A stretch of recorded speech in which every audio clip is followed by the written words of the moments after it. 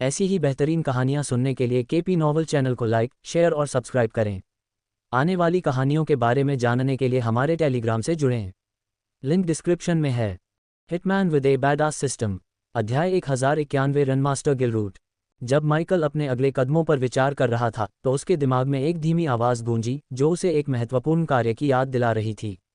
यह अयाग था, उसका वफादार और हमेशा चौकन्ना रहने वाला हाइड्रा भूत। अयाग की आवाज़ फुसफुसाती हुई बोली, अब आपातकालीन बीकन का उपयोग करना बुद्धिमानी हो सकती है।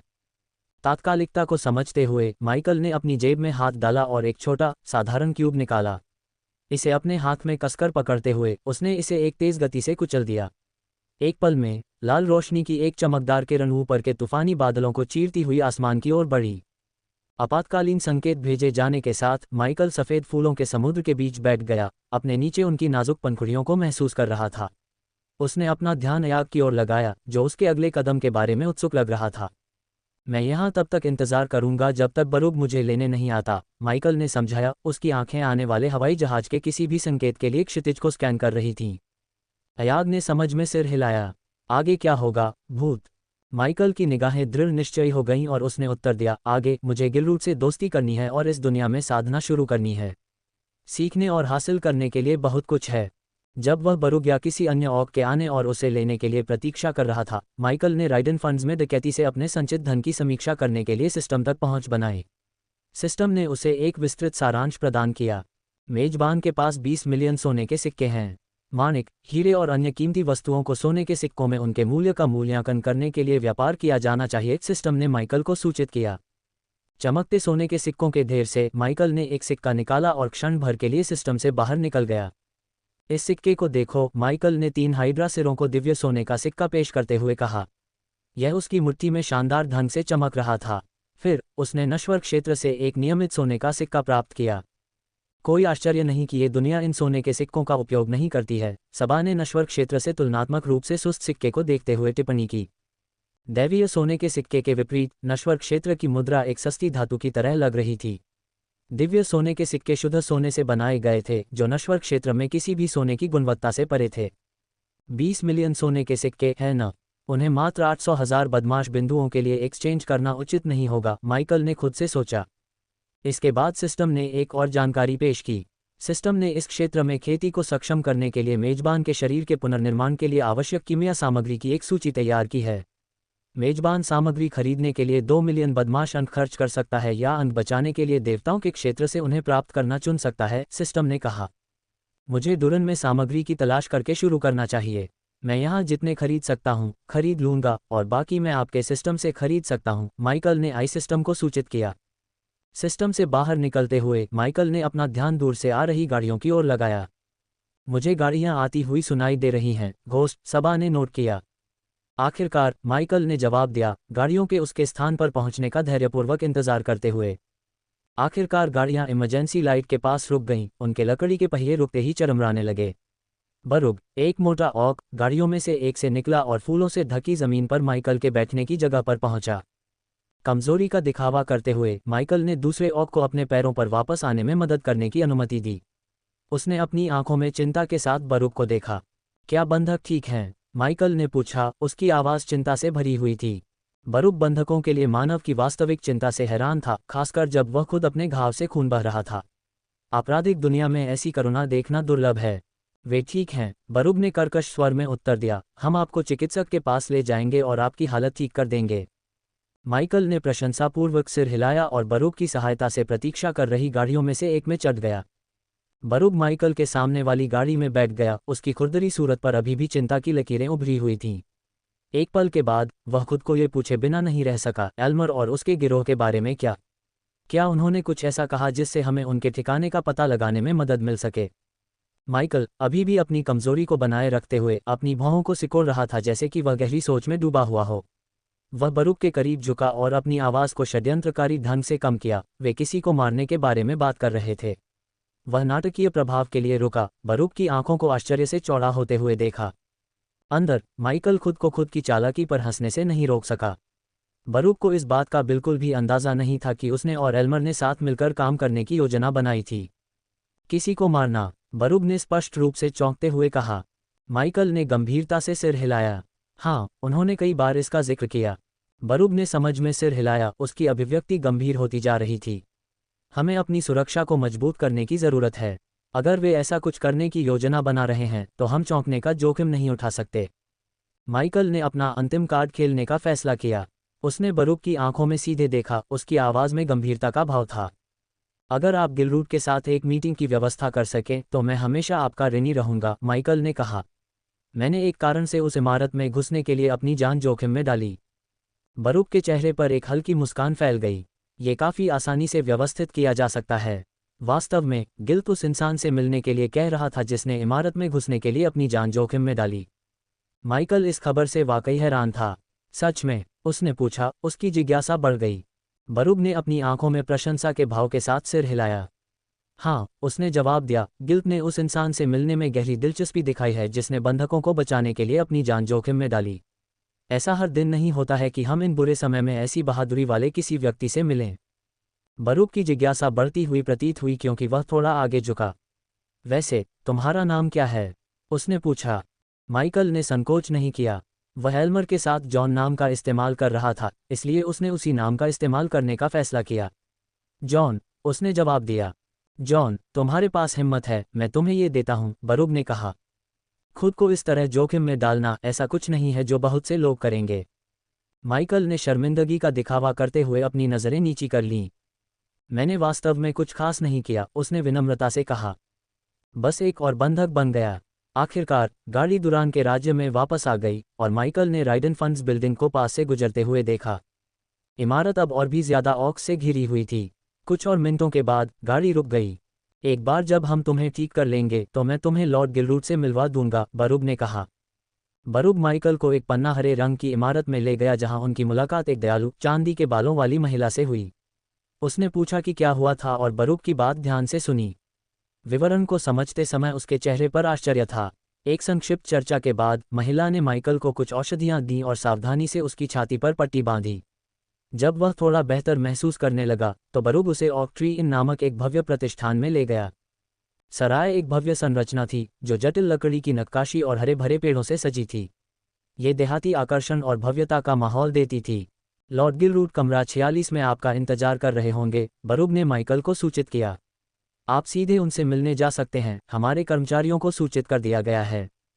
धन्यवाद, माइकल ने ईमानदारी से उत्तर दिया, बरूब की सहायता की सराहना करते हुए। जब बरूब ने उसकी पीठ थपथपाई तो उसने कहा, और जॉन, मुझे सूचित किए बिना राज्य मत छोड़ो। मुझे अधिक जानकारी के लिए फिर से तुम्हारा गवाह बयान लेने की आवश्यकता हो सकती है। आखिरकार तुम गवाहों में से एक थे। बेशक, लॉर्ड बरूब, माइकल ने सहयोग करने की अपनी इच्छा दिखाते हुए कहा। इसके साथ बरूब ने उसे विदा किया। जब वह बाहर निकला तो वह आहें भरते हुए बोला, एक बार जब राइडॉन फंड्स के लोग खाली तिजोरी साफ कर लेंगे तो वे अपना पूरा गुस्सा मेरे सिर पर लाद देंगे। माइकल ने ऑक ट्री इन में प्रवेश किया, दहलीज पार करते हुए एक सुंदर प्रतिष्ठान में प्रवेश किया। अंदर से परिष्कृत वातावरण का आभास मिलता था। छत पर लकड़ी के बीम लगे हुए थे जो पॉलिश किए हुए लकड़ी के फर्श पर छाया के जटिल पैटर्न बना रहे थे।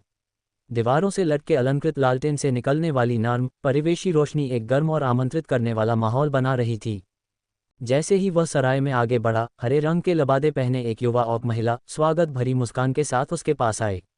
उसका व्यवहार विनम्र और पेशेवर था। लॉर्ड गिल्ट कमरा 46 में आपका इंतजार कर रहे हैं, माइकल ने ऑक महिला को सूचित किया। उसने तुरंत उसके इरादे को समझ लिया और सिर हिला दिया। मेरे पीछे आओ, उसने माइकल से कहा, उसे अपने साथ चलने का इशारा करते हुए।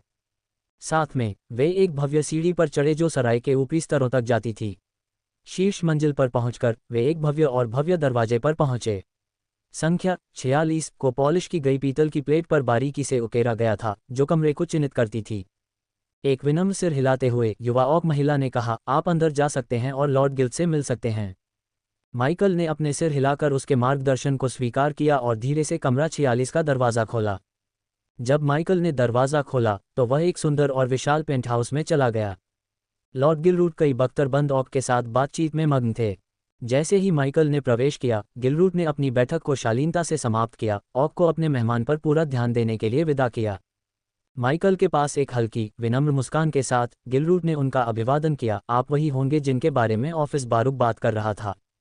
काश हम अलग परिस्थितियों में मिलते। माइकल ने सहमति में सिर हिलाया, जवाब दिया, मैं भी, लॉर्ड गिलरूट। लेकिन मुझे खुशी है कि किसी को चोट नहीं लगी। गिलरूट की नज़र माइकल की छाती पर लगी पट्टी पर पड़ी और उसकी अभिव्यक्ति सहानुभूति में बदल गई। तुम्हारे लिए ऐसा नहीं कहा जा सकता। मैंने सुना कि उन दुष्ट जानवरों ने क्या किया। मुझे बहुत खेद है। माइकल ने विनम्रता से अपना सिर हिलाया। आपको ऐसा करने की ज़रूरत नहीं है, लॉर्ड गिलरूट। हमें खुश होना चाहिए कि उन्होंने किसी की जान नहीं ली। लॉर्ड गिलरूट ने माइकल को आलीशान हरे सोफे पर बैठने के लिए आमंत्रित किया। माइकल के आरामदायक असबाब पर बैठते ही वेडोरा उसके बगल में आराम करने लगी। गिलरूट ने उसके सामने बैठना चुना। लॉर्ड गिलरूट, मुझे कुछ कबूल करना चाहिए। मुझे किसी ने आपसे मिलने के लिए भेजा था, माइकल ने गिलरूट को चौंकाते हुए कहा। तुम्हें किसने भेजा? गिलरूट ने पूछा, उसकी जिज्ञासा बढ़ गई। वीना ने मुझे भेजा, माइकल ने इस दुनिया में पिन का नाम लेते हुए जवाब दिया। गिलरूट की आंखें उसके नाम के उल्लेख पर चौड़ी हो गईं। उसके चेहरे पर कई तरह की भावनाएं झलक उठीं। कुछ पलों के लिए वह अवाक रह गया। वीना कैसी है? गिलरूट ने अविश्वास से पूछा। उसने मुझे तुम्हारे बारे में और जो कुछ हुआ उसके बारे में सब कुछ बताया। उसने मुझसे कहा कि तुम उसका एहसानमंद हो। तो अब समय आ गया है कि वह उस एहसान का बदला चुकाए, माइकल ने समझाया। हाँ, उसे अभी भी याद है ना? आपको क्या चाहिए? गिलरूट ने पूछा। उसका व्यवहार अधिक शांत था। जवाब में माइकल ने अपने गले से लटके पेड़ के आकार के पदक को निकाला और उसकी ओर इशारा किया। मुझे इस तरह का पदक बनाने में आपकी मदद चाहिए, माइकल ने कहा। गिलरूट करीब झुका और आधे चांद के आकार का चश्मा पहन लिया। जैसे ही उसने पदक में उकेरे गए जटिल चमकते हुए रूनों की जांच की, उसका शरीर कांप उठा। क्या आप भगवान हैं? गिलरूट ने पूरी तरह से चौंक कर कहा। अध्याय 1092 नया पदक। जबकि पदक वास्तव में एक देवी द्वारा गढ़ा गया था, गिलरूट ने एक ही नज़र में उस पर उकेरे गए रूनों के उद्देश्य को समझ लिया। माइकल ऑक की प्रतिभा से प्रभावित हुए बिना नहीं रह सका। उसे एक अंदाज़ा था कि गिलरूट की क्षमताएं खुद एलिडर से प्रतिद्वंद्वी हैं। हालांकि गिलरूट द्वारा पूछे गए सवाल ने माइकल को चौंका दिया। तुम किस बारे में बात कर रहे हो? माइकल ने जवाब दिया, अज्ञानता का बहाना करते हुए और अपनी दिव्य प्रकृति के किसी भी रहस्योद्घाटन से बचते हुए। गिलरूट को अपनी ईश्वरीय स्थिति का खुलासा करने का समय नहीं था। फिर भी गिलरूट अपनी निश्चितता में अडिग दिखाई दिया। यह एक देवता की आभा को दबाने के लिए है, और तुम इसे पहने हुए हो। वहाँ क्या हो रहा है? गिलरूट क्या कह रही है? पिंक की आवाज़ ईयरपीस से फूटी। गिलरूट की आंखों में अटूट आत्मविश्वास देखकर माइकल को एहसास हुआ कि ऑक को बेवकूफ़ नहीं बनाया जा सकता। वह मुझसे पूछ रहा है कि मैं भगवान हूं या नहीं, माइकल ने पिंक को जवाब दिया, जिससे गिलरूट और भी हैरान हो गया। ऑक ने ईयरपीस के जरिए हो रही बातचीत को नहीं पकड़ा था। अरे, उसे कैसे पता चला? लेकिन फिर वह आदमी एक विलक्षण प्रतिभा है। मुझे लगता है कि वह वाकई इतना प्रतिभाशाली है, पिंक ने आह भरी। तुम उसे कैसे संभालना चाहती हो? पिंक ने पूछा। तुम्हारी राय में मुझे उसे कैसे संभालना चाहिए? वह भी मेरी तरफ देख रहा है, माइकल ने जवाब दिया, जिससे पिंक हैरान रह गई। क्या वह वहाँ है? पिंक हैरान रह गई। माइकल ने तुरंत अपने कान से ईयरपीस हटाया और उसे हवा में उछाल दिया, जहां वह उनके बीच में डरा रहा था। वीना, तुम्हें शायद गिलरूट से बात करनी चाहिए। तुम स्पीकर मोड में हो, माइकल ने सलाह दी। वीना। गिलरूट हैरान रह गई। उसने हवा में लटके उपकरण का निरीक्षण किया, उसकी प्रकृति को समझने की कोशिश की, फिर भी उसमें से कोई रून या ऊर्जा निकलती नहीं मिली। इसके बजाय उसने वीना की स्पष्ट आवाज़ सुनी। अरे गिलरूट, पिंक ने अभिवादन किया। गिलरूट हैरान रह गया, उसका आश्चर्य स्पष्ट था। उसने रहस्यमय उपकरण की जांच की, इसकी अज्ञात क्षमताओं से चकित था। ये किस तरह का उपकरण है? गिलरूट ने पूछा। यह मैं हूँ, गिलरूट। काश मैं आपसे व्यक्तिगत रूप से मिल पाती, लेकिन आप जानते हैं, मैं डुरान में कदम नहीं रख सकती, पिंक ने स्वीकार किया, उसकी हंसी में घबराहट थी। हाँ, आपको पागलखाने में होना चाहिए, लेकिन मैं बता सकती हूँ कि आप वहाँ नहीं हैं, गिलरूट ने जवाब दिया, एक हंसी साझा करते हुए। मैंने कभी नहीं सोचा था कि आपका कोई ईश्वर मित्र होगा, गिलरूट ने टिप्पणी की, उसका स्वर गंभीर हो गया। हम एक दूसरे को सालों से जानते हैं। मेरा विश्वास करो जब मैं ये कहता हूँ, गिलरूट, तुम्हें उसकी मदद करनी चाहिए। पैथियन के बारे में चिंता मत करो, बस उसकी सहायता करो और किसी को पता नहीं चलेगा कि तुमने हमारी मदद की है, पिंक ने विनती की। यह एक बड़ा उपकार है, वीना, लेकिन मैं तुम्हारा ऋणी हूँ, इसलिए मैं ये करूँगा, गिलरूट ने आह भरते हुए कहा। वह एक ऐसा औक था जो किसी पर कुछ भी बकाया होने से घृणा करता था। इसलिए भले ही एक दुष्ट देवता की सहायता करना उसकी अपनी सुरक्षा को खतरे में डालता, गिलरूट ने जोखिम उठाने का फैसला किया। इसके अलावा गिलरूट के पास उसकी देखभाल करने के लिए कोई प्रियजन नहीं बचा था। गैल ने उस एक महिला की जान ले ली थी जिसने उससे प्यार किया था। नतीजतन गिलरूट ने मौत के प्रति लापरवाह रवैया अपना लिया था। मेरे पीछे आओ, गिलरूट ने खड़े होकर और गहरी सांस लेते हुए घोषणा की। गिलरूट के पीछे चलते हुए माइकल ने देखा कि ऑक किताबों की अलमारियों के एक सेट तक पहुंच गया है। एक अभ्यस्त हाथ से गिलरूट ने शेल्फ से एक विशेष पुस्तक चुनी। जैसे ही उसने ऐसा किया, माइकल ने एक नर्म क्लिक सुना और किताबों की अलमारी खुल गई, जिससे एक छुपा हुआ दरवाजा दिखाई दिया। एक सराय में गुप्त कमरा। माइकल ने एक मनोरंजक तरीके से चुटकीली मुस्कुराहट। गिलरूट ने उसकी ओर देखा, उसके चेहरे पर एक मुस्कान थी। ये पेंटहाउस मेरा है और मधुशाला में कोई भी इस कमरे के बारे में नहीं जानता। उत्सुकता से माइकल ने देखा कि गिलरूट ने अपना हाथ धातु के दरवाजे पर रखा। सतह पर उकेरे गए रून धीरे धीरे चमकने लगे। एक हल्की फुफकार के साथ धातु का दरवाजा खुल गया, जिससे एक अच्छी तरह से रोशनी वाला गुप्त कक्ष दिखाई दिया। कमरे में कई तरह की मेजें, दीवारों पर सजे जटिल रून, छत से लटकता एक भव्य झूमर और कई किताबों की अलमारियां थीं। जिस आदमी ने इस इमारत को डिज़ाइन और बनाया था, वह मेरा दोस्त था, गिलरूट ने समझाया। उसने मेरे पक्ष में एक एहसान के रूप में इस कमरे को आधिकारिक योजनाओं में शामिल नहीं किया। कमरे के अंदर जाने के बाद माइकल के पीछे दरवाजा बंद हो गया। वेडोरा उसके कंधे पर बैठी रही और वह दीवार से टिका रहा। अब आप उस पदक को हटा सकते हैं। ये कमरा पैंथियन के सेंसर से सुरक्षित है, गिलरूट ने समझाया। माइकल ने पदक को हटाकर गिलरूट को सौंप दिया। ऑक ने उसे सावधानी से उसके सामने टेबल पर रख दिया और आवर्धक कांच का उपयोग करके रूनों की जांच करना शुरू कर दिया। तो बताओ, वीना, डुरान से भागने के बाद से तुम क्या कर रहे हो? गिलरूट ने पूछा, पिंक से बातचीत जारी रखने की कोशिश करते हुए ताकि किसी देवता से सीधे संपर्क से बचा जा सके। बस वहां अपने देवता मित्र की तलाश कर रहा हूं, पिंक ने हंसते हुए कहा। ज्यादा कुछ नहीं बताया। किसकी बात कर रहे हैं? वह कौन सा देवता है? गिलरूट ने माइकल को सीधे संबोधित करने के बजाय पिंक से अपना सवाल पूछा। तुम मुझसे क्यों नहीं पूछते? पिंक ने पलटकर जवाब दिया, क्योंकि गिलरूट की जिज्ञासा उस पर हावी हो गई। ऐसा हर दिन नहीं होता था कि वह अपने कमरे में किसी देवता को उसके असली भौतिक रूप में देख पाता। क्या तुम्हें यकीन है कि यह कमरा मेरी उपस्थिति को देवालय से छिपाए रखेगा? माइकल ने आश्वासन मांगते हुए पूछा। हाँ, गिलरूट ने पुष्टि की। तुमने देवालय के सेंसर को पकड़ने से रोकने के लिए रून वाला एक गुप्त कमरा क्यों बनाया है? पिंक ने आगे पूछा। हर कोई नोरेबो की पूजा करना पसंद नहीं करता, वीना, गिलरूट ने दृढ़ता से उत्तर दिया, ये संकेत देते हुए कि यह उसके और ऑक देवता के बीच का मामला था। नोरेबो, जहां तक माइकल का सवाल है, उनके बीच कोई भी विवाद उसकी चिंता का विषय नहीं था। उसे डराओ, अयाग ने माइकल से फुसफुसाते हुए कहा। चूंकि वेदोरा 3 सिर वाले सांप के रूप में प्रच्छन्न था, इसलिए सांपों के किसी भी सिर ने बात नहीं की। तुम सच में जानना चाहते हो कि मैं कौन सा देवता हूं? माइकल ने गिलरूट का ध्यान आकर्षित करते हुए पूछा। गिलरूट की उम्मीद भरी अभिव्यक्ति को देखकर माइकल ने अंधकार की शक्ति को सक्रिय कर दिया। पूरा कमरा काले काले अंधकार में डूब गया। झूमर और रून अपनी चमक खो चुके थे और कमरे में एक दमनकारी छाया से घुटन महसूस हो रही थी। गिलरूट कुछ भी नहीं देख पा रहा था। यह अंधकार ऐसा था जैसा उसने पहले कभी अनुभव नहीं किया था। तुम अंधकार के देवता हो। गिलरूट को आखिरकार अपने सामने देवता की प्रकृति का एहसास हुआ। जैसे जैसे अंधकार धीरे धीरे दूर होता गया, कमरे में पहले जैसी स्थिति लौट आई। गिलरूट स्पष्ट रूप से चौंक गया। उसने हकलाते हुए कहा, तुम अंधकार के देवता हो? पिंक ने चंचल स्वर में कहा, अभी मुझे दिल का दौरा मत पड़ने दो। हालांकि माइकल ने उनकी बातचीत को बीच में ही रोक दिया और सीधे मुद्दे पर आ गया। मुझे एक ऐसा पदक चाहिए जो मेरी उपस्थिति को देवालय से छिपा सके। गिलरूट, जो अब सदमे से कुछ हद तक उबर चुका था, ने पदक को अपने हाथों में लिया और उसे बारीकी से जांचना शुरू कर दिया। उसने गहराई से सोचते हुए अपनी उंगलियों से उस पर उकेरे गए जटिल रूनों को देखा। गिलरूट ने बताया, इस पदक में भगवान की आभा को छिपाने के लिए रून हैं।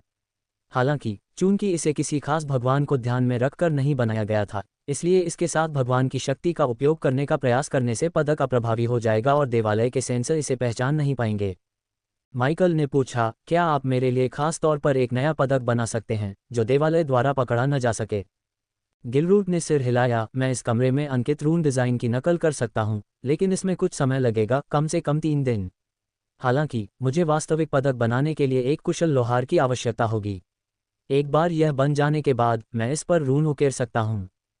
उन्होंने आगे कहा, इन रूनों को प्रभावी बने रहने के लिए निरंतर ऊर्जा आपूर्ति की आवश्यकता होती है, इसलिए आपको आकाशीय ऊर्जा क्रिस्टल की भी आवश्यकता होगी। माइकल ने पूछा, आपको लोहार के बारे में चिंता करने की ज़रूरत नहीं है। मैं पदक बना सकता हूं, लेकिन क्या आप कोई ऐसी जगह जानते हैं जहां से मैं आकाशीय क्रिस्टल प्राप्त कर सकता हूं? वह जानता था कि नश्वर क्षेत्र में वापस वह स्टॉम्बिले पर्वत से आक ऊर्जा क्रिस्टल का खनन कर सकता है, जहां मुगाशुकु सोता था। हालांकि वह देवताओं के क्षेत्र में नया था और अनिश्चित था कि आकाशीय क्रिस्टल कहाँ मिलेंगे। वह जानता था कि इस तरह के कीमती संसाधन की अच्छी तरह से सुरक्षा की जाएगी। गिलरूट ने जवाब दिया, यहाँ डुरान में एक खदान है, लेकिन यह नोरेबो के स्वर्गदूतों द्वारा बहुत सुरक्षित है। यदि आप पैंथियन का ध्यान आकर्षित करने से बचना चाहते हैं, जो मुझे लगता है कि आपका लक्ष्य है, तो आपको क्रिस्टल खरीदने होंगे। निम्न श्रेणी के क्रिस्टल एक दिन के लिए रूनों को शक्ति दे सकते हैं, मध्यम श्रेणी के क्रिस्टल एक सप्ताह के लिए और उच्च श्रेणी के क्रिस्टल कम से कम 3 सप्ताह के लिए। माइकल ने सिर हिलाया, मैं समझ गया। क्या ये क्रिस्टल महंगे हैं? गिलरूट ने पुष्टि की, बहुत। लेकिन अगर आपके पास सेलेस्टियल पैलेस के सिक्के हैं तो आप उन्हें खरीद सकते हैं। इसकी शाखा यहाँ डुरान में स्थित है, बस कुछ ब्लॉक दूर, गिलरूट ने उसे बताया। गिलरूट ने आगे कहा, चूंकि आपके पास 3 दिनों तक कोई पदक नहीं होगा, इसलिए आप इस कमरे में प्रतीक्षा कर सकते हैं। उसके बाद मैं आपको एक निम्न श्रेणी का क्रिस्टल प्रदान कर सकता हूँ। इसके साथ आप जा सकते हैं और अधिक क्रिस्टल खरीद सकते हैं। 3 दिन तेजी से बीत गए। उस समय के दौरान माइकल ने अपनी मनचाही पदक बनाने के लिए सिस्टम से आवश्यक धातुएं खरीदी थीं। कमरे में वे दोनों अपने लक्ष्यों के लिए लगन से काम कर रहे थे। गिल्ट ने अपने पास मौजूद एक चमकती हुई अजीब धातु पर छोटे जटिल रून को सावधानीपूर्वक अंकित किया।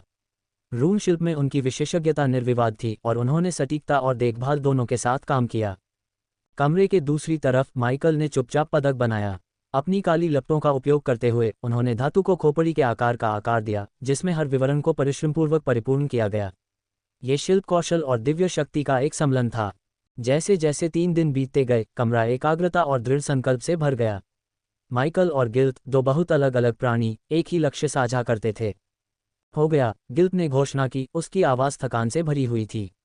वेदोरा कोने में सिकुड़ गई कमरे में शांति से सोया। 3 दिन के गहन प्रयास के बाद गिलरूट ने माइकल द्वारा गढ़े गए खोपड़ी के आकार के पदक में जटिल रूनों को सफलतापूर्वक उकेरा था। इस प्रक्रिया में उसने माली के पदक से कुछ रूनों को फिर से इस्तेमाल किया था, जिससे वह प्रभावी रूप से नष्ट हो गया। ये सुंदर है, माइकल ने छोटे खोपड़ी के पदक को अपने हाथ में पकड़ते हुए आश्चर्य व्यक्त किया। मुझे दिखाओ कि इस पदक को कैसे शक्ति दी जाए, माइकल ने अनुरोध किया। गिलरूट ने सिर हिलाकर सहमति जताई और अपनी जेब से एक मंद नीले रंग का क्रिस्टल निकाला। उसने क्रिस्टल के चारों ओर अपनी मुट्ठी बांधी, जिससे वह टूट गया। जैसे ही उसने अपना हाथ खोला, एक चमकदार ऊर्जा दिखाई दी, जो उसकी हथेली के ऊपर मंडरा रही थी। साथ ही माइकल के हाथ में पदक कांप उठा। इसने आकाशीय ऊर्जा को अवशोषित कर लिया, गर्म हो गया और खोपड़ी के डिजाइन में आंखें लाल रंग की छाया में मंद रूप से चमक उठीं। ये तैयार है। यह आपको पैंथियन से छिपाए रखेगा, भले ही आप अपनी दैवीय शक्तियों का उपयोग करें। हालांकि याद रखें कि यह कोई अचूक उपाय नहीं है। दुष्ट देवताओं के लिए पैंथियन की पहचान सरणी अत्यंत शक्तिशाली है। इसलिए हालांकि पदक आपकी उपस्थिति को छिपाएगा, अपनी दैवीय शक्तियों का संयम से उपयोग करें, केवल तभी जब बिल्कुल आवश्यक हो, गिल्ट ने माइकल को सलाह दी। समझ की दृढ़ स्वीकृति और उद्देश्य की नई भावना के साथ माइकल ने पदक को अपनी गर्दन के चारों ओर लटका दिया। एक गहरी सांस लेते हुए वह कमरे से बाहर जाने के लिए तैयार हो गया। इस दुनिया में साधना शुरू करने का समय आ गया है, माइकल ने कमरे से बाहर जाने से पहले कहा। अध्याय 1093 एक बड़ी चोरी का समय। नए प्राप्त पदक को अपनी गर्दन से सुरक्षित रूप से लटकाए हुए माइकल डुरान की हलचल भरी सड़कों पर घूम रहा था। वेदोरा अपने कमरे में सो रहा था, जबकि वह उत्सव की भीड़ में घुल मिल गया था। ये फसल उत्सव एक बड़ी बात लगती है, माइकल ने टिप्पणी की, उसकी निगाहें जीवंत उत्सवों पर घूम रही थीं। हाँ, हर साल ऑक सभी राज्यों और सभी देवताओं के उपासकों को अपनी फसल का जश्न मनाने के लिए आमंत्रित करते हैं। आप जो चाहें कहें, उत्सव में वे जो भोजन परोसते हैं वह बहुत स्वादिष्ट होता है, पिंक ने ईयरपीस के माध्यम से कहा। स्वादिष्ट भोजन का उल्लेख माइकल के दिमाग में उसकी पत्नी गया के विचार ले आया। वह खाने की बहुत शौकीन थी। मुझे आश्चर्य है कि वह क्या कर रही होगी, माइकल ने उत्सव के दौरान खुद से सोचा। अब जब आपके पास पदक है तो हमारा अगला कदम क्या है, पिंक ने पूछा। मुझे इस दुनिया में खेती शुरू करने के लिए कुछ कीमिया सामग्री इकट्ठा करने की ज़रूरत है, माइकल ने समझाया। फिर आपको ईडन गार्डन जाना चाहिए। ये सेलेस्टियल पैलेस के ठीक बगल में है, पिंक ने सुझाव दिया। ठीक है, मैं इसे याद रखूंगा, माइकल ने मन ही मन नोट किया। मुझे राइडॉन फंड से चुराई गई हर चीज़ को भी बेचना है। मुझे लगता है कि सेलेस्टियल पैलेस में उन्हें बेचना संभव नहीं है, माइकल ने पिंक से पूछा। ठीक है, मैंने डुरान में कुछ ब्लैक मार्केट ऑपरेशन के बारे में अफवाहें सुनी हैं, लेकिन मुझे उनके स्थान या उनसे संपर्क करने का तरीका नहीं पता। मुझे संदेह है कि गिलरूट को भी पता होगा, पिंक ने स्वीकार किया। अधिकारी बरूब मदद कर सकते हैं, माइकल ने सोचा। डुरान में कानून प्रवर्तन अधिकारी के रूप में बरूक की स्थिति को देखते हुए उसे राज्य में ब्लैक मार्केट के बारे में जानकारी होगी। उससे जानकारी प्राप्त करने से चोरी किए गए राइडॉन फंड्स के कीमती सामान को सोने के सिक्कों के लिए बेचने में मदद मिल सकती है। आखिरकार माइकल के पास माणिक, हीरे या कलाकृतियों जैसी वस्तुओं का कोई व्यक्तिगत उपयोग नहीं था। हालांकि आकाशीय ऊर्जा से भरी कलाकृतियां अवशोषित की जा सकती थीं, लेकिन राइडॉन फंड्स में मौजूद कलाकृतियां केवल सजावटी थीं, जो अपने सौंदर्य आकर्षण के कारण धनी लोगों द्वारा पसंद की जाती थीं। क्या आप हमारे फिर से साथ होने को लेकर उत्साहित नहीं हैं? पिंक ने माइकल से उनके पुनर्मिलन पर विचार जानने के लिए पूछा। मैं उत्साहित हूं, माइकल ने पुष्टि की, उसकी आवाज़ में उसकी मुस्कान स्पष्ट थी। हालांकि हम दोनों जानते हैं कि इस दुनिया के नियम अलग अलग हैं। अगर हम पृथ्वी पर गड़बड़ करते हैं तो हम जेल में बंद हो जाएंगे, लेकिन अगर हम यहाँ गड़बड़ करते हैं तो हम मारे जाएंगे या इससे भी बुरा होगा। माइकल ने पिंक को चेतावनी देते हुए उसके उत्साह को कम किया। मुझे पता है, लेकिन फिर भी देवताओं को मारना अच्छा लगता है। हालांकि मुझे बस पैसे मिलने की कमी खल रही है, पिंक ने विलाप किया, उसकी आवाज़ में निराशा की झलक सुनाई दे रही थी। मैं इस पर काम कर रहा हूँ, माइकल ने उसे आश्वस्त किया, जिससे पिंक की जिज्ञासा बढ़ गई। मुझे लगता है कि तुम मुझे नहीं बताने वाले हो, पिंक ने अनुमान लगाया, जो घोस्ट की गोपनीयता के प्रति झुकाव से परिचित थी। हाँ, माइकल ने सरलता से उत्तर दिया। ऑकहार्वेस्ट फेस्टिवल के जीवंत उत्सव के बीच स्वादिष्ट व्यंजनों की पेशकश करने वाले स्टॉल और सड़कों पर जीवंत प्रदर्शन के साथ माइकल ने कुशलता से खुशमिजाज भीड़ के बीच से अपना रास्ता बनाया। मौज मस्ती संक्रामक थी और विदेशी खाद्य पदार्थों की समृद्ध सुगंध हवा में भर गई थी। जैसे ही उसने अपनी यात्रा जारी रखी, वह जल्द ही एक विस्मयकारी दृश्य पर पहुंच गया। एक विशाल सफ़ेद संगमरमर की इमारत, सेलेस्टियल पैलेस, उसके सामने खड़ी थी। इसकी भव्यता हर किसी की निगाहें खींच रही थी। देवताओं और दिव्य प्राणियों की जटिल नक्काशी से सजी इसकी राजसी वास्तुकला आसपास की संरचनाओं से ऊंची थी। दिव्य अधिकार की हवा बह रही थी। सेलेस्टियल पैलेस के बगल में एक और भव्य इमारत थी, जिसका आकार एक विशाल पत्ते जैसा था, ईडन गार्डन। ये संरचना एक वास्तुशिल्प आश्चर्य प्रतीत हुई, जो ओक की शिल्प कौशल और प्राकृतिक दुनिया के प्रति उनकी श्रद्धा का प्रमाण थी। अपने कदमों में दृढ़ निश्चय के साथ माइकल सेलेस्टियल पैलेस के प्रवेश द्वार पर पहुंचा। देवताओं और दिव्य ऊर्जाओं के प्रतीकों से अलंकृत विशाल दरवाजे उसका स्वागत करने के लिए खुल गए। जैसे ही वह महल के अंदरूनी हिस्से में दाखिल हुआ, उसका स्वागत गंभीरता और श्रद्धा के माहौल में हुआ। और विभिन्न देवताओं के भक्त धीमी आवाज में इधर उधर घूम रहे थे, उनकी आंखें सम्मान में नीचे झुकी हुई थीं। केंद्रीय हॉल में अपना रास्ता बनाते हुए माइकल ने आकाशीय क्रिस्टल की खरीद के बारे में पूछताछ की। उसे एक काउंटर पर निर्देशित किया गया, जहां गहरे नीले रंग के वस्त्र पहने एक बुजुर्ग ओक उसका इंतजार कर रहा था। ओक ने माइकल के अनुरोध में गंभीरता को पहचानते हुए उसे बुद्धिमानी भरी आंखों से देखा। सेलेस्टियल पैलेस में आपका स्वागत है। आज मैं आपकी किस तरह से सहायता कर सकता हूँ? बुजुर्ग ओक ने पूछा, उसकी आवाज़ में गरिमा का भाव था। मुझे सेलेस्टियल क्रिस्टल की ज़रूरत है, माइकल ने जवाब दिया, अपने लहजे को सम्मानजनक बनाए रखते हुए। ओक ने सिर हिलाया, अनुरोध के महत्व को समझते हुए। सेलेस्टियल क्रिस्टल वाकई अनमोल हैं। क्या मैं जान सकता हूं कि आपको उनकी ज़रूरत क्यों है? यह एक रहस्य है, लेकिन मैं नए प्रकार के रूनों पर शोध कर रहा हूं। इसलिए मेरे इन नए रूनों के लिए काफ़ी ऊर्जा की ज़रूरत है, माइकल ने जवाब दिया। पिंक ने उल्लेख किया था कि ओक विद्वानों को बहुत सम्मान देते हैं, विशेष रूप से वे जो ज्ञान की प्यास और नई चीज़ें बनाने की इच्छा से प्रेरित होते हैं। जैसा कि पिंक ने भविष्यवाणी की थी, माइकल की व्याख्या सुनकर बूढ़े ओक की आंखें दिलचस्पी से चमक उठीं। विद्वानों और रून मास्टरों के लिए नए रूनों से जुड़े प्रयासों को शुरू करना असामान्य नहीं था। इसलिए ओक ने इस मामले पर माइकल पर और दबाव नहीं डाला। मैं समझता हूँ मेरे प्रभु, कृपया बैठ जाए, ओक ने माइकल को काउंटर पर बैठने का इशारा किया। उसने एक पन्ना बॉक्स निकाला, जिसे खोलकर उसमें कई चमकते हुए क्रिस्टल निकले। हमारे पास मध्यम और उच्च श्रेणी के सेलेस्टियल क्रिस्टल हैं, जो सीधे मोरेना खदान से आए हैं। जैसा कि हम सभी जानते हैं, मोरेना खानों से प्राप्त क्रिस्टल सबसे शुद्ध होते हैं और उनमें सबसे अधिक ऊर्जा होती है, ओक ने क्रिस्टल को टेबल पर रखते हुए समझाया।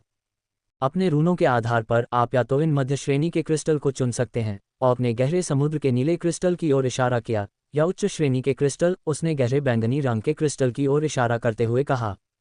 मध्य श्रेणी और उच्च श्रेणी के क्रिस्टल के बीच कीमत में क्या अंतर है? माइकल ने पूछा।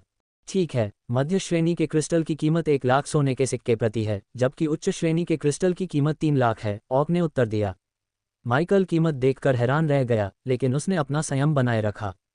दुर्भाग्य से कीमतें तय हैं, ओक ने माइकल के मोल तोल करने से पहले कहा। मैं 10 उच्च श्रेणी के क्रिस्टल लूंगा, माइकल ने ओक को आश्चर्यचकित करते हुए कहा। इसके लिए आपको 3 मिलियन सोने के सिक्के देने होंगे, ऑक ने उत्तर दिया। उसका आश्चर्य समाप्त हो गया इस तथ्य से कि उसने इस युवक को पहले कभी नहीं देखा था और उसके पहनावे से यह नहीं लगता था कि वह डुरान के किसी प्रमुख परिवार से जुड़ा हुआ है। वह ये सोचे बिना नहीं रह सका कि यह युवक कौन है। मैं क्या कह सकता हूँ? ज्ञान की खोज में अक्सर बहुत अधिक कीमत चुकानी पड़ती है, लेकिन कोई व्यक्ति पैसे की चिंता के कारण महानता की अपनी खोज को रोक नहीं सकता, माइकल ने एक सच्चे विद्वान के लहजे में जवाब दिया। ये सच है, बूढ़ा ऑक सहमत हो गया। युवा मानव विद्वान के प्रति उसका सम्मान नई ऊंचाइयों पर पहुंच गया। ज्ञान चाहने वालों के प्रति ऑक की भावनाओं को सूक्ष्मता से नियंत्रित करने के बाद माइकल ने खरीदारी की, जिसमें एक मानार्थ अंतरिक्ष अंगूठी भी शामिल थी। क्या कोई और चीज़ है जिसमें मैं आपकी सहायता कर सकता हूँ, मेरे युवा स्वामी? ऑक ने पूछा। मुझे अपने एक दोस्त के लिए कुछ कीमिया सामग्री की भी आवश्यकता है और मैंने सुना है कि ईडन गार्डन ऐसी खरीदारी करने के लिए सबसे अच्छी जगह है। क्या आप भी इस जगह की सिफारिश करते हैं? माइकल ने पूछा। ये वास्तव में कीमिया सामग्री खरीदने के लिए जगह है, बूढ़े ऑक ने पुष्टि की। हालांकि वे बेहतरीन गुणवत्ता प्रदान करते हैं, ये ध्यान देने योग्य है कि उनकी कीमतें काफ़ी अधिक हैं। मुझे स्वीकार करना चाहिए, मुझे पैसे के भूखे प्रतिष्ठान जैसे ईडन गार्डन से कोई प्यार नहीं है। ईडन गार्डन के उल्लेख की ओर एक तिरस्कारपूर्ण नज़र के साथ ऑक ने कहा, वे डुरान में सभी कीमिया सामग्री पर लगभग एकाधिकार रखते हैं, इसलिए वे जो भी कीमत पेश करते हैं उस पर कोई समझौता नहीं किया जा सकता है। ऑक थोड़ा झुका, जैसे कि कोई रहस्य साझा कर रहा हो। यदि आप जल्दी में नहीं हैं तो मैं डुरान के बाहर कीमिया सामग्री की तलाश करने की सलाह दूंगा। आपको कहीं और ज़्यादा उचित मूल्य मिल सकते हैं। माइकल ने हार मान ली। मुझे डर है कि मैं बहुत जल्दी में हूँ, इसलिए मेरे पास ईडन गार्डन से खरीदने के अलावा कोई विकल्प नहीं है। बूढ़े ऑक ने सहानुभूतिपूर्वक सिर हिलाया। सच है, वे बेहतरीन गुणवत्ता प्रदान करते हैं, इसलिए यह एक अच्छी बात है। जब माइकल जाने के लिए मुड़ा तो बूढ़े ऑक ने उसे एक आखिरी सलाह दी। एक और बात, मेरे युवा स्वामी, ईडन गार्डन में उनकी खराब ग्राहक सेवा से निराश न हों। उनके सामान की गुणवत्ता पर ध्यान दें और उनके शिष्टाचार की कमी पर ध्यान न दें। भव्य सेलेस्टियल पैलेस से बाहर निकलते हुए माइकल ने खुद को उतने ही भव्य ईडन गार्डन में पाया जहां कीमिया सामग्री बेची जाती थी। दुकान का इंटीरियर शानदार था, जिसमें पॉलिश किए गए संगमरमर के फर्श, जटिल लकड़ी की अलमारियां और विभिन्न दुर्लभ और विदेशी सामग्री को प्रदर्शित करने वाली कांच की अलमारियां की पंक्तियां थीं। एक काउंटर के पास जाकर, जहां एक बूढ़ी औरत खड़ी थी, माइकल ने कीमिया सामग्री की एक सूची खरीदने की कोशिश की। हालांकि बूढ़ी औरत ने उदासीनता से उसके अनुरोध का स्वागत किया। उसकी आंखें मुश्किल से उस प्राचीन पुस्तक से हटी जिसे वह पढ़ रही थी। मुझे इन सामग्रियों की ज़रूरत है, माइकल ने विनम्रता से कहा, सूची को उसकी ओर सरकाते हुए।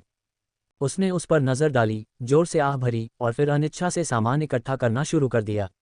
मैंड्रेक रूट पाउडर, फीनिक्स पंख, चांदनी ओस। तुम इन चीज़ों से आखिर क्या बना रहे हो? माइकल एक पल के लिए हिचकिचाया, फिर जवाब दिया, यह एक गुप्त नुस्खा है। बूढ़ी औरत ने अपनी आंखें घुमाईं। बेशक, यह एक रहस्य है। हमेशा ऐसा ही होता है न? जैसे ही उसने प्रत्येक वस्तु को वापस लिया, उसने अपने काम की असुविधा के बारे में अपनी सांस के नीचे बड़बड़ाया। माइकल शिष्टाचार की कमी के कारण अपने भीतर बढ़ती निराशा को महसूस करने से खुद को रोक नहीं सका। जब माइकल अपनी कीमिया सामग्री का इंतजार कर रहा था तो पास के काउंटर पर एक और ग्राहक अपने उबाल के बिंदु पर पहुंच गया। उसने काउंटर पर अपनी मुट्ठी पटकी और चिल्लाया, यह हास्यास्पद है। कीमतें बहुत ज़्यादा हैं और तुम्हारा रवैया बहुत खराब है। काउंटर के दूसरी तरफ मौजूद कर्मचारी ने उपेक्षापूर्ण ढंग से कंधे उचका दिए। ले लो या छोड़ दो, हमें कोई फर्क नहीं पड़ता। ये बातचीत सुनकर माइकल निराश ग्राहक के साथ कुछ सौहार्दपूर्ण महसूस करने से खुद को नहीं रोक सका। हालांकि उसका ध्यान जल्दी ही उस बूढ़ी महिला की ओर चला गया जो उसकी सहायता कर रही थी। आखिरकार सभी सामान इकट्ठा करने के बाद बूढ़ी महिला ने उन्हें काउंटर पर रख दिया और माइकल को एक मुस्कान के साथ देखा। ऐसा लग रहा था कि उसने उसे घेर लिया है। ये 2 मिलियन सोने के सिक्के होंगे। माइकल कीमत देखकर चौंक गया और अविश्वसनीय रूप से पूछा, 2 मिलियन? क्या ये थोड़ा ज़्यादा नहीं है? बूढ़ी महिला ने उपहास किया, तुम जैसे गरीब लोग हमेशा ऐसा ही सोचते हैं। अगर तुम इसे वहन नहीं कर सकते तो मेरा समय बर्बाद मत करो। या तो इसे खरीद लो या फिर यहाँ से चले जाओ। माइकल ने निराशा और गुस्से का मिश्रण महसूस करते हुए भौहें से कुढ़ीं। आप जानते हैं, अगर आप थोड़े और विनम्र होते तो शायद ग्राहक यहाँ फिर से आना चाहते। बूढ़ी औरत ने तीखी हंसी निकाली। वापस लौटें, वे हमेशा वापस आते हैं, क्योंकि उनके पास कोई विकल्प नहीं है।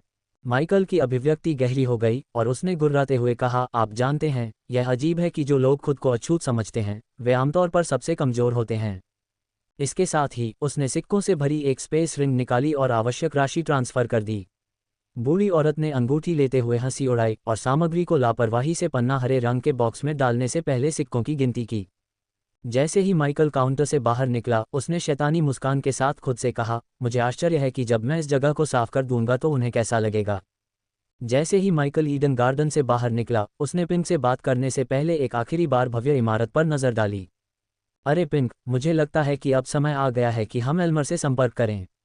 मेरे दिमाग में हमारी अगली डकैती के लिए एक नया लक्ष्य है, माइकल ने कहा। पिंक की आवाज़ उत्साह से गूंज उठी। आखिरकार कुछ कार्रवाई हुई। लेकिन कृपया मुझे बताएं कि यह सेलेस्टियल पैलेस नहीं है। माइकल ने मुस्कुराते हुए कहा, नहीं, हम सेलेस्टियल पैलेस नहीं जा रहे हैं। हमारा लक्ष्य ईडन गार्डन है।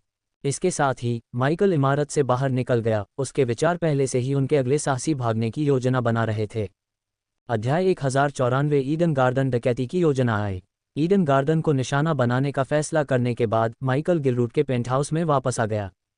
उसका फैसला सिर्फ प्रतिष्ठान की खराब ग्राहक सेवा के कारण नहीं था, उसके पास कई कारण थे। उसे नई औषधियां और गोलियां बनाने के लिए और कीमिया सामग्री की ज़रूरत थी। वह एक और डकैती में एल्मर और उसके दल की दक्षता का आकलन करना चाहता था, और जाहिर है उसे अतिरिक्त धन की आवश्यकता थी। रेनार की हत्या की योजना बनाना सस्ता नहीं था, और उसका मानना था कि ईडन गार्डन को सबक सिखाने का समय आ गया है। कोई भी अछूत नहीं है। क्या तुम क्रिस्टल हासिल करने में कामयाब रहे? माइकल ने पेंटहाउस में प्रवेश करते ही पूछा। उसने वेडोरा पर नजर डाली, जो अभी भी कोने में शांति से सो रही थी। माइकल ने सावधानी से उन्हें उठाया और वेडोरा को सोफे पर बिठा दिया। माइकल का अपने परिचित पर ध्यान गिलरूट द्वारा अनदेखा नहीं किया गया, जिसने अपने साथी के लिए भगवान की देखभाल की सराहना की। हाँ, मुझे मिल गए, माइकल ने उत्तर दिया। पुष्टि होने पर गिलरूट स्पष्ट रूप से शांत हो गया। माइकल ने अपना आभार व्यक्त करते हुए कहा, आपकी सहायता के लिए धन्यवाद। भविष्य में मुझे फिर से रूनों में आपकी विशेषज्ञता की आवश्यकता हो सकती है, लेकिन वह आखिरी बार होगा, माइकल ने समझाया। उत्सुकता से गिलरूट ने पूछा, किस उद्देश्य से? और क्या मुझे रूनों के साथ आपकी मदद की आवश्यकता होगी? ये लो, माइकल ने गिलरूट को एक ही पीस दिया। जब मुझे आपकी आवश्यकता होगी, मैं आपसे संपर्क करूंगा, माइकल ने कहा। अब यदि आप मुझे क्षमा करें तो मेरे पास अन्य मामले हैं, माइकल ने गिलरूट के छिपे हुए कक्ष की ओर बढ़ते हुए कहा। कीमिया सामग्री सुरक्षित होने और आवश्यक पूर्वापेक्षाएं होने के बाद माइकल ने शरीर परिवर्तन प्रक्रिया शुरू करने का फैसला किया।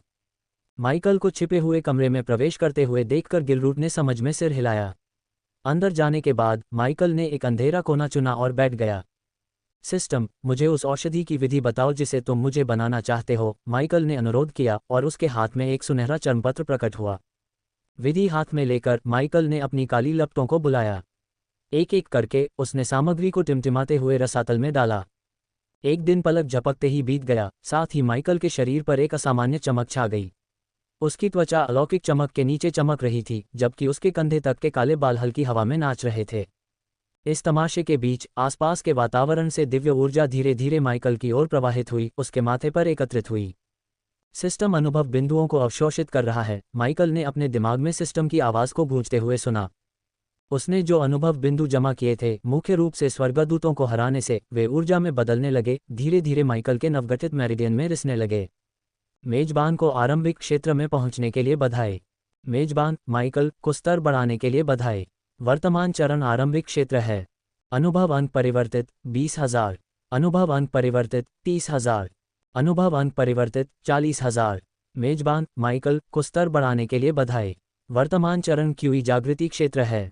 जैसे ही माइकल क्यूई जागृति क्षेत्र में प्रवेश किया, कमरे में रोशनी, जिसमें रून भी शामिल थे, तीव्रता से टिमटिमाने लगे। कमरे के भीतर आकाशीय ऊर्जा माइकल की ओर बढ़ी, जिससे उसके चारों ओर शक्ति का एक छोटा बवंडर बन गया। ये बढ़ती हुई ऊर्जा तुरंत उसके शरीर में समा गई।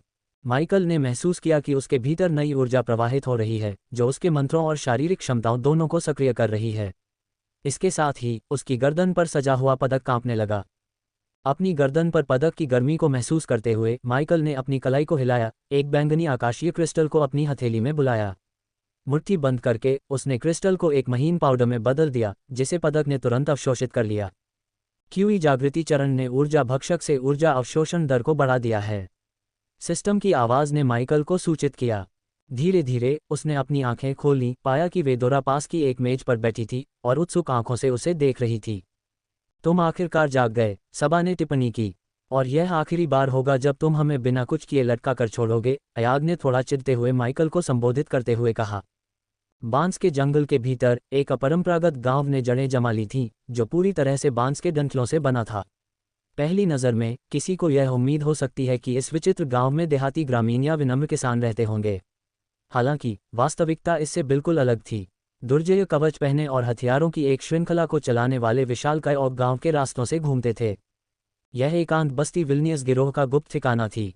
बांस के गांव के केंद्र में स्थित केंद्रीय घर के अंदर एक छोटा और आरामदायक कमरा वर्तमान नाटक के लिए मंच के रूप में काम करता था। एल्मर, एल्विन गिरोह का नेता, जिसका सामना माइकल ने राइडन फंड में डकैती के दौरान किया था, एक लंबी काली दाढ़ी वाले एक प्रभावशाली ऑक के सामने खड़ा था, जो चमचमाती सोने की जंजीरों से सजी थी। ऑक एक बेहतरीन ढंग से तैयार की गई महोगनी की मेज पर बैठा था। एल्मर ने ऑक को संबोधित करते हुए अपना संयम बनाए रखा। तुमने मेरे विवेक को काम करते हुए देखा है, विलेनियस। पिछली बार कब मैंने हमें गलत दिशा में ले जाया था। तुम मेरी कीमत से अच्छी तरह वाकिफ हो, यही कारण है कि तुम मुझे, एक योगिनी को, गिरोह का नेता बनाए रखते हो और मुझे अपना दल देते हो, एल्मर ने तर्क दिया। विलेनियस गिरोह का कुख्यात नेता, विलेनियस अपनी सिंहासन जैसी कुर्सी पर लेटा हुआ एल्मर को एक संतुलित नज़र से देख रहा था। हाँ, तुम्हारा मूल्य निर्विवाद है, विलेनियस ने स्वीकार किया, लेकिन तुम्हारे मूल्य की भी अपनी सीमाएं हैं, मेरे दोस्त। ये तथ्य कि तुमने मुझसे परामर्श किए बिना ही हमें अपनी लूट का 35% सौंपने के लिए एकतरफा रूप से बाध्य किया, एक गलत कदम है जिसे मैं आसानी से अनदेखा नहीं कर सकता। एल्मर ने परिस्थितियों को समझाते हुए अपने कार्यों का ईमानदारी से बचाव किया। रून्स हमारी शुरुआती उम्मीद से कहीं ज्यादा शक्तिशाली साबित हुए, विल्नियस।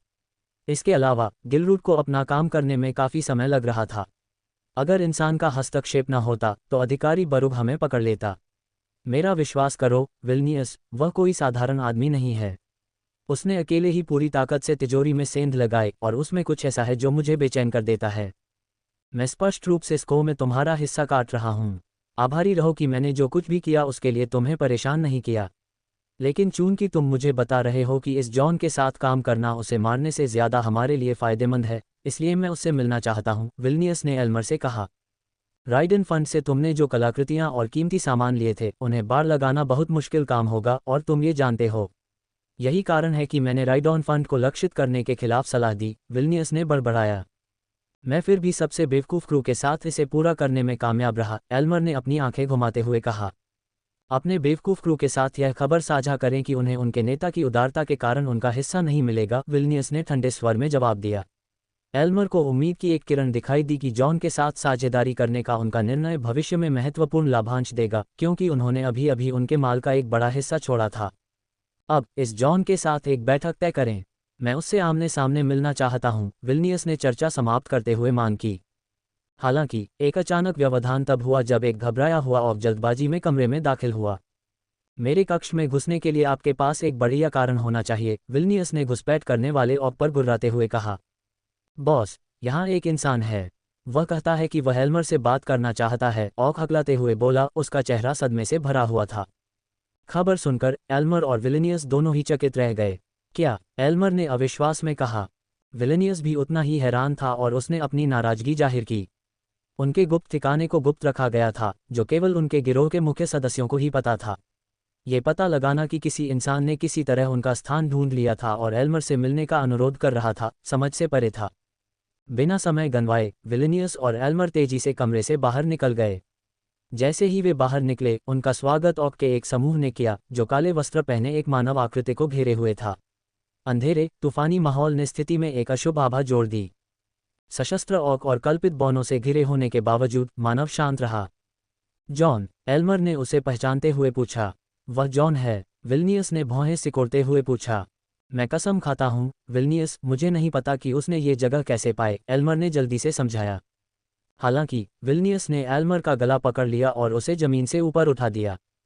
लानत है, विल्नियस, मैं इतना मूर्ख नहीं हूं कि उसे हमारे ठिकाने का पता बताऊं। मैं कसम खाता हूं, एल्मर हकलाते हुए बोला। उसकी आवाज़ में तनाव था क्योंकि विल्नियस उसके गले पर दबाव डालना जारी रखता था। उसे छोड़ दो, विल्नियस। तुम्हारा ठिकाना उतना गुप्त नहीं है जितना तुम सोचते हो, जॉन ने शांति से कहा।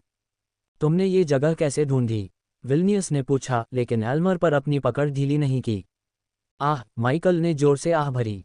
मैं यहाँ एक व्यापारिक प्रस्ताव पर चर्चा करने आया हूँ, लड़ने नहीं। उसे छोड़ दो, माइकल ने अनुरोध किया, क्योंकि उसकी कलाई के चारों ओर बिजली के छोटे छोटे बोल चमकने लगे। एक पल में माइके ने अविश्वसनीय गति से विस्फोट किया। उसका शरीर धुंधला हो गया क्योंकि उसने अपने लाइटनिंग डैश मंत्र का इस्तेमाल किया, इतनी तेजी से आगे बढ़ रहा था कि यह महज एक भ्रम की तरह लग रहा था। जैसे ही वह विलेनियस के पास पहुंचा, उसने साइलेंट स्पेल को सक्रिय कर दिया, जिससे उसके आसपास के समय की गति धीमी हो गई। उसके आसपास की दुनिया अपनी उन्मत्त गति खोती हुई लग रही थी, मानो समय को ही धीरे से रोक दिया गया हो। माइकल विलेनियस पहुंचा और उसने चतुराई से एल्मर को गिरोह के नेता की पकड़ से मुक्त कर दिया। एक तरल गति के साथ वह अपनी मूल स्थिति में लौट आया, जिससे विलेनियस स्तब्ध रह गया। विलेनियस, जो एल्मर को मजबूती से पकड़े हुए था, अचानक चौंक गया क्योंकि उसे एहसास हुआ कि अब उसके पास कोई बंदी नहीं है। उसकी निगाहें एल्मर को खोजते हुए इधर उधर घूम रही थीं। जो कुछ अभी अभी हुआ था वह भौतिकी के नियमों को चुनौती दे रहा था, क्योंकि वह उन्हें समझ रहा था। उसे आश्चर्य हुआ, उसने पाया कि एल्मर जॉन के बगल में खड़ा था, भ्रम में पलकें झपका रहा था। एल्मर खुद हैरान था, ये समझने में असमर्थ था कि वह विलेनियस द्वारा पकड़े जाने से कैसे अपने अप्रत्याशित अतिथि के बगल में स्वतंत्र रूप से खड़ा हो गया। क्या अभी क्या हुआ? एल्मर ने बड़बड़ाया, उसकी आवाज़ में घबराहट थी। विलेनियस भी उतना ही हैरान था, वह केवल हकलाकर बोल सका, बकवास। विलेनियस गिरोह के सदस्य स्तब्ध रह गए, अभी अभी जो रहस्यमयी घटनाएं घटी थीं उन्हें पूरी तरह से समझ पाने में असमर्थ। एल्मर के मुक्त होने के बाद माइकल ने अपना ध्यान वापस विलेनियस की ओर लगाया, उसका स्वर दृढ़ और अडिग था। अब यदि तुम मेरा समय बर्बाद करना बंद कर दोगे तो मेरे पास लूटने के लिए एक जगह है। क्या तुम इच्छुक हो या नहीं? माइकल के शब्दों ने आगे चर्चा के लिए कोई जगह नहीं छोड़ी। माइकल की शक्ति के आश्चर्यजनक प्रदर्शन को देखने के बाद विलेनियस के पास रहस्यमय जॉन के अनुरोध पर ध्यान देने के अलावा कोई विकल्प नहीं था। मैं सुन रहा हूँ, लेकिन पहले मुझे बताओ, तुम्हें ये जगह कैसे मिली? विलेनियस ने सावधानी से पूछा। उसके गिरोह के सदस्य अभी भी हाई अलर्ट पर थे। मैं जासूस नहीं हूं, अगर तुम सोच रहे हो, माइकल ने किसी भी संदेह को दूर करते हुए उत्तर दिया। ठीक है, अंदर आओ और हम बात करेंगे। लेकिन अगर तुम कुछ भी मजाकिया करने की कोशिश करोगे तो निश्चिंत रहो, तुम्हारे जैसे लोगों से निपटने के लिए मेरे पास अपने तरीके हैं। विलेनियस ने चेतावनी दी, उसकी आंखें माइकल पर टिकी हुई थीं। सिर हिलाते हुए माइकल विलेनियस के पीछे घर में चला गया। एल्मर पीछे पीछे चल रहा था। अंदर जाते ही विलेनियस अपनी कुर्सी पर बैठ गया, आगे की ओर झुक गया। अब मुझे बताओ, विलेनियस गिरोह से मिलने से तुम्हें क्या हासिल होने की उम्मीद है? विलेनियस ने पूछा। जैसा कि मैंने एल्मर से कहा था, मैं अपनी अगली डकैती की योजना बना रहा हूं, माइकल ने स्पष्ट रूप से उत्तर दिया। विलेनियस पीछे झुका, उत्सुक लेकिन सतर्क। तो तुम एक दल की तलाश कर रहे हो फिर? बहुत अच्छा, लक्ष्य क्या है? उसने पूछा। माइकल की प्रतिक्रिया एक ठंडी मुस्कान के साथ दी गई जिसने पूरे कमरे में सनसनी फैला दी। ईडन का बगीचा। माइकल की दुस्साहसिक योजना पर विलेनियस हंसने से खुद को नहीं रोक पाया। ईडन गार्डन को लूटना, अगर आपको लगता है कि यह संभव है तो आप वाकई पागल होंगे, उसने अपना सिर हिलाते हुए कहा। वह अपनी कुर्सी पर पीछे की ओर झुक गया, उसका भाव और भी गंभीर हो गया। भले ही किसी चमत्कार से हम इस जगह को लूटने में कामयाब हो गए, लेकिन हम ईडन गार्डन के उच्च अधिकारियों को सचेत किए बिना ब्लैक मार्केट में चोरी की गई कीमिया की वस्तुओं को बेचने का कोई तरीका नहीं है। इस तरह की गर्मी हमारे गिरोह को नष्ट कर देगी, विलेनियस ने चेतावनी दी, उसके स्वर में अपने दल की भलाई के लिए चिंता का संकेत था। एल्मर ने सहमति में सिर हिलाते हुए कहा, विलेनियस सही कह रहा है। एक कारण है कि किसी ने कभी ईडन गार्डन को लूटने की कोशिश नहीं की। जिन्होंने ऐसा करने की कोशिश की वे बस गायब हो गए। माइकल अपनी कुर्सी पर पीछे की ओर झुक गया, उसके चेहरे पर एक आत्मसंतुष्ट भाव था क्योंकि वह विलेनियस और एल्मर को देख रहा था। वह उनकी आंखों में संदेह देख सकता था, लेकिन वह अपनी योजना बनाने के लिए तैयार था। क्या तुम सच में सोचते हो कि मैं यह नहीं जानता? माइकल ने हंसते हुए उत्तर दिया, वह जो रहस्य बना रहा था उसका आनंद ले रहा था। एल्मर ने भौहें उठाईं, उसकी जिज्ञासा बढ़ गई। काले बाजार में कच्चे रसायन के सामान बेचने से वास्तव में उच्च अधिकारी सतर्क हो जाएंगे और हम पर दबाव कम होगा, माइकल ने आगे कहा। लेकिन क्या होगा अगर मैं तुमसे कहूं कि हम कच्चे माल नहीं बेचेंगे? एल्मर ने उत्सुकता से झुककर पूछा। तुम्हारा क्या मतलब है? माइकल मुस्कुराया, उसकी योजना उसके दिमाग में आ रही थी। हम उन कच्चे रसायन के सामान को गोलियों और औषधियों में बदल देंगे, उसने समझाया। उन्हें बेचने से काले बाजार में कोई भौहें नहीं चढ़ेंगी। लोग हमेशा औषधियां और गोलियां खरीदते हैं। विलेनियस हंसने से खुद को रोक नहीं सका। तुम्हें लगता है कि यह इतना आसान है? उन सामानों को परिष्कृत करने के लिए आपको एक कीमियागर की आवश्यकता होगी जो ऐसी कीमती सामग्रियों को संभाल सके। एल्मर ने कहा, भले ही हमारे पास कोई कीमियागर हो, लेकिन उन्हें उन सामानों को गोलियों और औषधियों में बदलने में बहुत समय लगेगा। इस बीच ईडन गार्डन की सुरक्षा हमें ढूंढ लेगी। विलिनियस माइकल के प्रस्ताव की दुस्साहसता पर जोरदार हंसी रोक नहीं सका। जॉन, अगर तुम सोचते हो कि हम खुद को मारे बिना ऐसा कुछ कर सकते हैं, तो तुम्हारी कल्पनाशीलता वाकई बहुत ज्यादा है। फिर उसने अपनी मजाकिया निगाहें एल्मर की ओर घुमाईं। और एल्मर, तुमने यहाँ जॉन की बहुत तारीफ की, लेकिन मुझे नहीं लगा कि वह इतना पागल होगा। माइकल शांत रहा। उसे विलिनियस जैसे दुर्जय व्यक्ति से इस तरह की प्रतिक्रिया की पूरी उम्मीद थी। वह जानता था कि एल्मर ऑपरेशन में रणनीतिकार था, इसलिए उसने अपनी नज़र एल्फ पर घुमाई। मेरी तरफ मत देखो, ये योजना पूरी तरह से पागलपन भरी है। मुझे कहना होगा, जॉन, मैं निराश हूं, एल्मर ने आह भरी।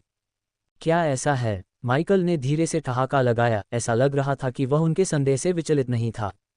एक तेज, अभ्यासपूर्ण हरकत के साथ उसने कई कीमिया सामग्री निकाली और उन्हें विलिनियस की मेज पर रख दिया। जैसे ही उनकी आंखें चौड़ी हुईं, माइकल ने अपनी काली लपटों को बुलाया।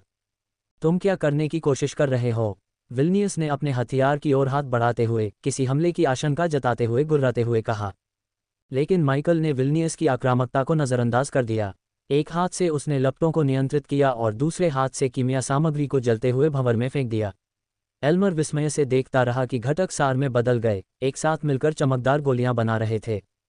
तुम कीमियागर हो, एल्मर और विलिनियस ने आश्चर्य से कहा। अपनी कलाई के एक झटके से माइकल ने हरी गोलियां विलिनियस को पेश कीं।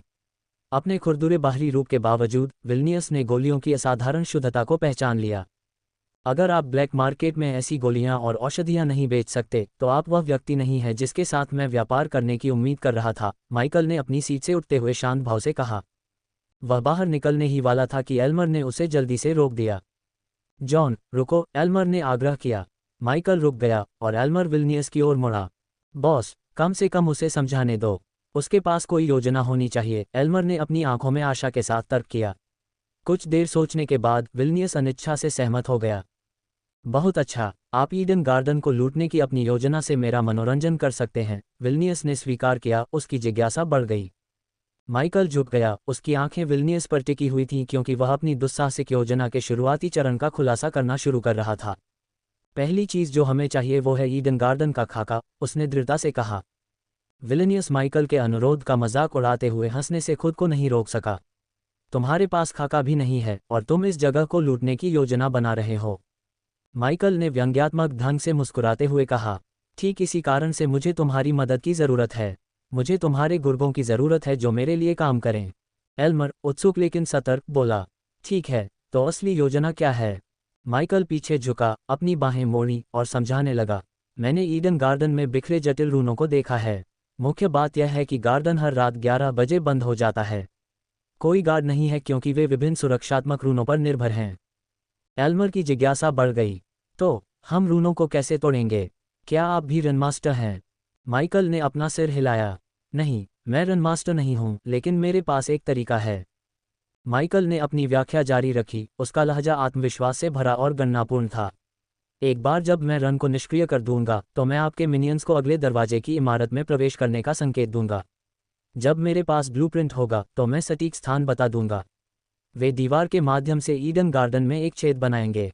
एल्मर अपने संदेह को व्यक्त करने से खुद को रोक नहीं सका। जॉन, मैंने देखा है कि आपने उन सभी सोने के सिक्कों और कीमती सामानों को अपने स्पेस रिंग में डाल दिया है, जबकि राइडॉन फंड में कीमती सामानों पर रन है। हमें मिनियंस को ईडन गार्डन में जाने की क्या ज़रूरत है? एल्मर के सवाल पर माइकल मुस्कुराया। क्योंकि एक बार जब मैं रन को निष्क्रिय कर दूंगा, तो हमारे पास पूरी जगह को साफ करने के लिए सिर्फ 5 मिनट होंगे। यहीं पर मेरी विशेष स्पेस रिंग्स काम आती हैं। विलिनियस ऐसी रिंग्स के अपार मूल्य से अवगत था, अपनी जिज्ञासा को रोक नहीं सका। तुम्हें ये स्पेस रिंग्स कहाँ से मिली? माइकल ने हंसते हुए कहा। उसकी आंखें खुशी से चमक रही थीं। ये, मेरे दोस्त, एक रहस्य है जिसे मैं साझा नहीं करूंगा। एल्मर ने भौहें सिकुड़ी, लेकिन माइकल को योजना जारी रखने का इशारा किया। माइकल ने सिर हिलाया। तुम्हारे चालक दल के प्रत्येक सदस्य 5 मिनट के भीतर जगह को साफ करने के लिए स्पेस रिंग्स का उपयोग करेंगे। फिर वे उसी छेद से भाग जाएंगे जिससे वे घुसे थे। उसने अपना ध्यान विलिनियस की ओर मोड़ा। तुम्हारी भूमिका मेरे लिए गोलियों और औषधियों को परिष्कृत करने के लिए एक सुरक्षित स्थान की व्यवस्था करना होगी। एक बार जब ये हो जाएगा, तो तुम उन्हें काले बाजार में बेचने पर ध्यान केंद्रित करोगे। विलिनियस अभी भी पूरी तरह से आश्वस्त नहीं था। उसने अपनी चिंताओं को व्यक्त करना जारी रखा। इस योजना में चर हैं। आप कैसे सुनिश्चित कर सकते हैं कि आप रूनों को तोड़ सकते हैं? और पूरी जगह को साफ करने के लिए 5 मिनट का समय बहुत मुश्किल काम है। माइकल शांत रहा। जब रूम्स की बात आती है तो मैं भारी काम संभाल लूंगा। तुम्हारा ध्यान गोलियां और औषधियां बेचने पर होना चाहिए। विलेनियस ने अपनी दाढ़ी को सहलाया, उसका दिमाग जोखिम और पुरस्कारों की गणना कर रहा था। ठीक है, लेकिन इस डकैती से तुम्हें कितनी कटौती की उम्मीद है? माइकल मुस्कुराया, जिससे उसके असली इरादों का संकेत मिला। इस डकैती को इस बात का परीक्षण माने कि मेरे नेतृत्व में तुम्हारा गिरोह कैसे काम करता है। मैं इस बार मामूली 30% कटौती लूंगा, लेकिन अगली डकैती के बाद से ये 50% या उससे अधिक हो सकता है। विल्नियस माइकल की मांग में भारी वृद्धि से हैरान था। उसने अपने खुद के कार्ड खेलने की कोशिश की। क्या होगा अगर मैं ईडन गार्डन को लूटने की आपकी योजना के बारे में अधिकारियों को बता दूं? माइकल की प्रतिक्रिया बेहद सरल थी। तो तुम मर जाओगे। अचानक विल्नियस को अपनी गर्दन में तेज चुभन महसूस हुई। वह हौंफने लगा, कमजोर महसूस कर रहा था और अपनी कुर्सी से गिर गया।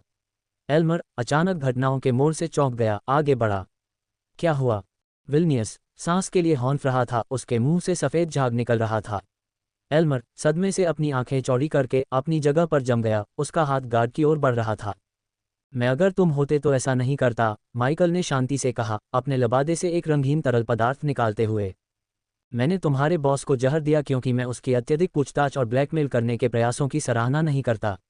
मैं ब्लैकमेल पर अच्छी तरह से प्रतिक्रिया नहीं करता, माइकल ने एक अजीब सी शांति के साथ समझाया, जब वह विल्नियस की कुर्सी पर चला गया और उस पर बैठ गया। एल्मर अभी भी अविश्वास की स्थिति में केवल स्तब्ध चुप्पी में देख सकता था। विल्नियस लगातार सफ़ेद झाग उगल रहा था, उसका चेहरा पीला पड़ रहा था, जबकि माइकल एक अस्थिर शांति के साथ बोल रहा था। अगर विल्नियस मारक नहीं लेता है, माइकल ने शुरू किया, तो वह मर जाएगा। एल्मर अपनी आवाज़ कांपते हुए आखिरकार बोलने में कामयाब हो गया। ये किस तरह का जहर है? माइकल आगे झुका, उसकी आंखें एल्मर पर टिकी हुई थीं। एक अनोखी किस्म का, उसने जवाब दिया, मेज़ पर पड़े रंगीन तरल की ओर इशारा करते हुए। यह मारक है, लेकिन ये केवल 1 हफ्ते तक जहर को दबाता है। उसके बाद जहर फिर से असर करेगा और विल्नियस को एक बार फिर मारक लेने की ज़रूरत होगी। माइकल के होंठों से एक दुष्ट हंसी निकली और उसने कहा, और केवल मैं ही इस मारक को बना सकता हूं, जिसका मतलब है कि अब विल्नियस मेरा है। वह अपनी कुर्सी पर पीछे की ओर झुका, उसका लहजा सहज लेकिन खतरनाक था। बेशक एल्मर, तुम मुझ पर शक कर सकते हो और विल्नियस को मारक देने से मना कर सकते हो, ये सोचकर कि मैं झूठ बोल रहा हूं।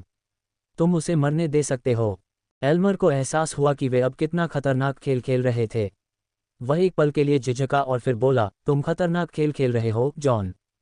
माइकल ने लापरवाही से कंधे उचकाए, उसके होठों पर शैतानी मुस्कान थी। तुम इस खेल में मेरे शूरवीर हो सकते हो या फिर सिर्फ मोहरे हो, जिन्हें मैं अपने पैरों तले कुचल दूंगा। एल्मर हिचकिचाया, उसके सामने मौजूद अनिश्चित विकल्पों के बीच उलझा हुआ। विल्नियस ने कुछ अस्पष्ट बड़बड़ाया। जैसे ही उसने अपनी आंखें बंद करना शुरू किया, जहर ने उस पर अपना असर दिखाना शुरू कर दिया। माइकल ने ठंडे स्वर में हंसी, उसका धैर्य कम होता जा रहा था। समय बीत रहा है, उसने उन्हें याद दिलाया। दृढ़ निश्चय के साथ उसने कहा, जिस क्षण से मैंने तुम्हारे इलाके में कदम रखा, तुम मेरे गिरोह बन गए।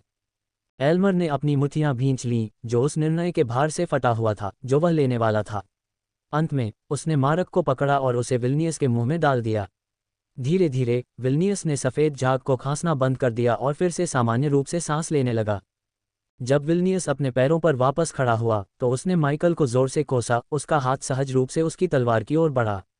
इससे पहले कि वह इसे खींच पाता, माइकल ने अपनी उंगलियां चटकाईं और विल्नियस दर्द में दहाड़ते हुए जमीन पर गिर पड़ा। माइकल ने अपना पैर विल्नियस की छाती पर रखा और नीचे झुका, उसकी आवाज़ में ठंडे दृढ़ संकल्प की झलक थी। अब मैं तुम्हारा मालिक हूं, कुतिया। अध्याय 1096 देवताओं के राज्य का अधोलोक। माइकल ने अपनी गर्दन को हिलाया जब वह विल्नियस के सिंहासन पर लेटा हुआ था, अपने पैरों को आराम से मेज पर टिकाए हुए था। उसकी आंखें विल्नियस पर टिकी हुई थीं, जो धीरे धीरे अपने संयम को पुनः प्राप्त कर रहा था। तुमने क्या किया? विल्नियस ने पूछा, उसकी आवाज़ में संदेह था। माइकल ने अपने कार्यों की सटीक प्रकृति को प्रकट नहीं करने का फैसला किया, रहस्यमय अधिकार की भावना बनाए रखी। उसने विल्नियस पर रक्त टॉनिक की शक्ति को बनाए रखा, एक रहस्य जिसे वह सुरक्षित रखना चाहता था। विल्नियस ने अभी अभी जो दर्द महसूस किया था, उसके बाद माइकल आसानी से उसे अक्षम कर सकता था या यहाँ तक कि उसे मार भी सकता था, अपने शिकार की नसों में बहने वाले नैनाइट्स की बदौलत। विल्नियस के वर्तमान क्यूई जागृति क्षेत्र को देखते हुए वह अपनी ईश्वरीय क्षमताओं का सहारा लिए बिना भी माइकल की शक्ति का मुकाबला नहीं कर सकता था। हैरानी की बात है कि माइकल की अंधेरे की आंखों ने अभी भी एल्मर के चारों ओर एक पीली आभा प्रकट की, जो दर्शाती है कि एल्मर के पास खुद विल्नियस से भी अधिक ताकत थी। अब जब तक कि आप अपनी मृत्यु को समय से पहले नहीं देखना चाहते, मैं आपको सलाह दूंगा कि आप चुप रहें और जैसा मैं कहता हूं वैसा ही करें, माइकल ने ठंडे स्वर में आदेश दिया, अपने नए नियंत्रण का प्रयोग करते हुए। विल्नियस हिचकिचाया, उसकी मांसपेशियां तनावग्रस्त हो गईं क्योंकि वह एक कदम आगे बढ़ने के बारे में सोच रहा था। लेकिन उस असहनीय दर्द की याद ने उसे रोक दिया जो उसने अभी अभी सहा था। इस कमरे से परे दुनिया की नज़र में आप अभी भी विल्नियस गिरोह के नेता हैं। हालांकि आप दोनों मुझे जवाब देंगे, माइकल ने अपने प्रभुत्व को मजबूत करते हुए कहा। अब बैठो, उसने गुर्राहट के साथ कहा। उसकी आवाज़ में एक खतरनाक अधिकार था जिसने एल्मर और विल्नियस की रीढ़ की हड्डी में सिहरन पैदा कर दी। उन्होंने अनिच्छा से उसका अनुपालन किया, उसके सामने कुर्सियों पर बैठ गए। विल्नियस की बंद मुट्ठियां और उभरी हुई नसें उसकी हताशा को प्रकट कर रही थीं। जब उसने देखा कि माइकल अपने सिंहासन पर अहंकार से बैठा है, पैर मेज पर टिकाए हुए हैं। एल्मर, इस क्षण से आगे तुम मैदान में मेरे आदेशों का पालन करोगे। और विल्नियस, माइकल ने गुस्से में भरे औक की ओर देखा, तुम बाड़ लगाने और काले बाजार में हमारे गलत तरीके से अर्जित लाभ की बिक्री को संभालने के लिए जिम्मेदार होगे, माइकल ने घोषणा की, अपनी चमचमाती काली तलवार को मेज पर रखकर अपने आदेश को स्पष्ट करते हुए, जिसका अशुभ ब्लेड सीधे विल्नियस की ओर इशारा करता है। लेकिन अगर तुम दोनों में से कोई भी मुझे धोखा देने के बारे में सोचता है तो निश्चिंत रहो, मैं बहुत हिंसक हो सकता हूं, माइकल ने चेतावनी दी, जिससे कमरे की रोशनी भयावह रूप से टिमटिमाने लगी। अब एल्मर, क्या तुम अपने नए बॉस से अपना पहला आदेश स्वीकार करने के लिए तैयार हो? माइकल ने पूछा, उसकी आवाज़ अधिक और दृढ़ थी। घटनाओं के अचानक मोड़ के बाद एल्मर सदमे की स्थिति में रहा। एक मिनट, विल्नियस उसे अधिकार के साथ आदेश दे रहा था और अगले ही पल जॉन ने लगभग विल्नियस को मार डाला था। एल्मर ने शुरू में जॉन को विल्नियस गिरोह के भीतर अपनी स्थिति को आगे बढ़ाने के लिए एक संपत्ति के रूप में देखा था, लेकिन उसने कभी यह अनुमान नहीं लगाया था कि जॉन बॉस की भूमिका में आ जाएगा। मैं तुम्हारे उत्साह की कमी की सराहना नहीं करता, माइकल ने टिप्पणी की, उसके शब्दों में एक छिपी हुई धमकी थी। जैसे ही कमरे का माहौल ठंडा हुआ, एल्मर ने जल्दबाजी में जवाब दिया। हाँ बॉस, एल्मर ने पुष्टि की, उसकी आवाज़ अनुपालन से भरी हुई थी। मुझे आपसे ईडन गार्डन का खाका प्राप्त करने की आवश्यकता है। साथ ही माइकल ने एल्मर को आदेश दिया, उसकी आवाज़ में कोई भी कमी नहीं थी। एल्फ ने सिर हिलाया और कमरे से बाहर निकल गया, माइकल को विल्नियस के साथ अकेला छोड़ दिया। जब वे अकेले हो गए तो विल्नियस अपनी हताशा को और नहीं रोक सका। उसकी आवाज़ में चेतावनी की एक गड़गड़ाहट थी, जब मेरे ऊपर वालों को इस बारे में पता चलेगा तो तुम खुद को गंदगी में गर्दन तक डूबा हुआ पाओगे, इंसान। माइकल ने एक भान उठाई, जिज्ञासा जागृत हुई। तुम्हारे ऊपर कौन है? उसने शांति से पूछा। विल्नियस खुद को रोक नहीं सका और एक मजाकिया हंसी निकाली। क्या तुम्हें लगता है कि मैं विल्नियस गिरोह का शीर्ष कुत्ता था? उसने व्यंग्य किया। हम उस विशाल मशीन में सिर्फ एक दांते हैं जो पूरे अंडरवर्ल्ड को नियंत्रित करती है। आकर्षित होकर माइकल आगे झुका। मुझे और बताओ, उसने आग्रह किया। हालांकि विल्नियस सहयोग करने के लिए इच्छुक नहीं था। मैं क्यों करूंगा? उसने विद्रोही ढंग से जवाब दिया। एक भयावह मुस्कान के साथ माइकल ने धीरे से अपनी उंगलियां उठाईं और अशुभ रूप से कहा, अपनी उंगलियों के एक झटके से मैं तुम्हें ऐसा महसूस करा सकता हूं कि तुम नरक में हो। विल्नियस को वह भयानक दर्द अच्छी तरह याद था जो उसने अभी अभी महसूस किया था, लेकिन इससे पहले कि वह कुछ कह पाता, माइकल ने एक बार फिर अपनी उंगलियां चटकाईं, जिससे विल्नियस को बहुत पीड़ा हुई। दर्द से अभिभूत होकर विल्नियस केवल इतना ही कह सका, अब और नहीं। जैसे ही विल्नियस ने सांस लेने के लिए हौंफना शुरू किया, दर्द की तीव्रता धीरे धीरे कम हो गई। माइकल, उसकी जिज्ञासा शांत नहीं हुई और उसके करीब आ गया। मुझे और बताओ कि तुम्हारा क्या मतलब था? उसने मांग की। विल्नियस अभी भी उस दर्दनाक अनुभव से हिल गया था। उसने कर्कश फुसफुसाहट में बोलना शुरू किया और उन रहस्यों को उजागर किया जो उसने बहुत बारीकी से छिपाए थे। विल्नियस गिरोह, ये भगवान आगरा की पूजा करने वाले अंडरवर्ल्ड के भव्य डिज़ाइन का एक छोटा सा हिस्सा है। माइकल का दिमाग तेजी से घूम रहा था क्योंकि उसे उन क्रूर डाकुओं की याद आ रही थी जो उसके हाथों मारे गए थे। वे सभी आगरा के उत्साही उपासक थे। उसे भगवान आगरा के दूत के खिलाफ भीषण लड़ाई भी याद आ गई। इस रहस्योद्घाटन ने कहीं अधिक व्यापक और भयावह चीज़ का संकेत दिया। विल्नियस ने आगे कहा, अंडरवर्ल्ड भगवान आगरा और उसके दुष्ट प्रभाव के अधीन है। मेरा गिरोह, हम अंधेरे की जटिल मशीनरी में केवल एक छोटा सा दांत हैं। उत्सुकता से माइकल ने जोर देकर कहा, क्या तुम मुझे बता सकते हो कि अंडरवर्ल्ड में ऐसे कितने गिरोह हैं जो भगवान आगरा के प्रभाव में हैं? विल्नियस ने हाल ही में हुई पीड़ा की याद को ताज़ा करते हुए कहा। मुझे सही संख्या नहीं पता, उसने स्वीकार किया, लेकिन मुझे पता है कि आगरा के लिए समर्पित अनगिनत गुट हैं। माइकल ने इस रहस्योद्घाटन के परिणामों पर विचार किया। अंडरवर्ल्ड एक भगवान और अनगिनत गुटों द्वारा नियंत्रित, जिनमें से प्रत्येक का अपना अंधेरा एजेंडा है, एक जटिल और खतरनाक परिदृश्य प्रस्तुत करता है। यह माइकल द्वारा उलझी हुई ताकतों के दायरे और आने वाले दिनों में उसके सामने आने वाली कठिन चुनौतियों की एक भयावह याद दिलाता है। तो तुमने मेरे साथ खिलवाड़ नहीं किया, तुमने देवताओं के पूरे क्षेत्र में सबसे क्रूर और बुरे देवता के साथ खिलवाड़ किया। आगरा ऐसा है जिसके साथ देवताओं का समूह भी रास्ता पार करने की हिम्मत नहीं करता। इसलिए जो भी दिन तुम्हारे पास बचे हैं उनका आनंद लो, मानव, विलिनियस ने गुर्राते हुए कहा। उसकी आवाज़ में धमकी और चेतावनी का मिश्रण था।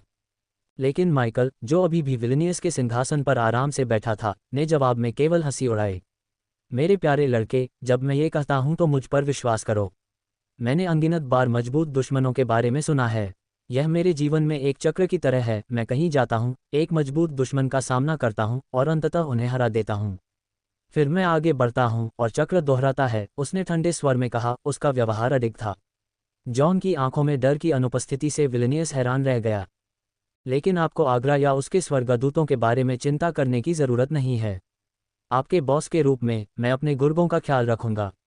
बस वही करो जो मैं कहता हूं और तुम ठीक हो जाओगे। माइकल ने विनियस की धमकियों को टालते हुए अपना हाथ लहराते हुए कहा।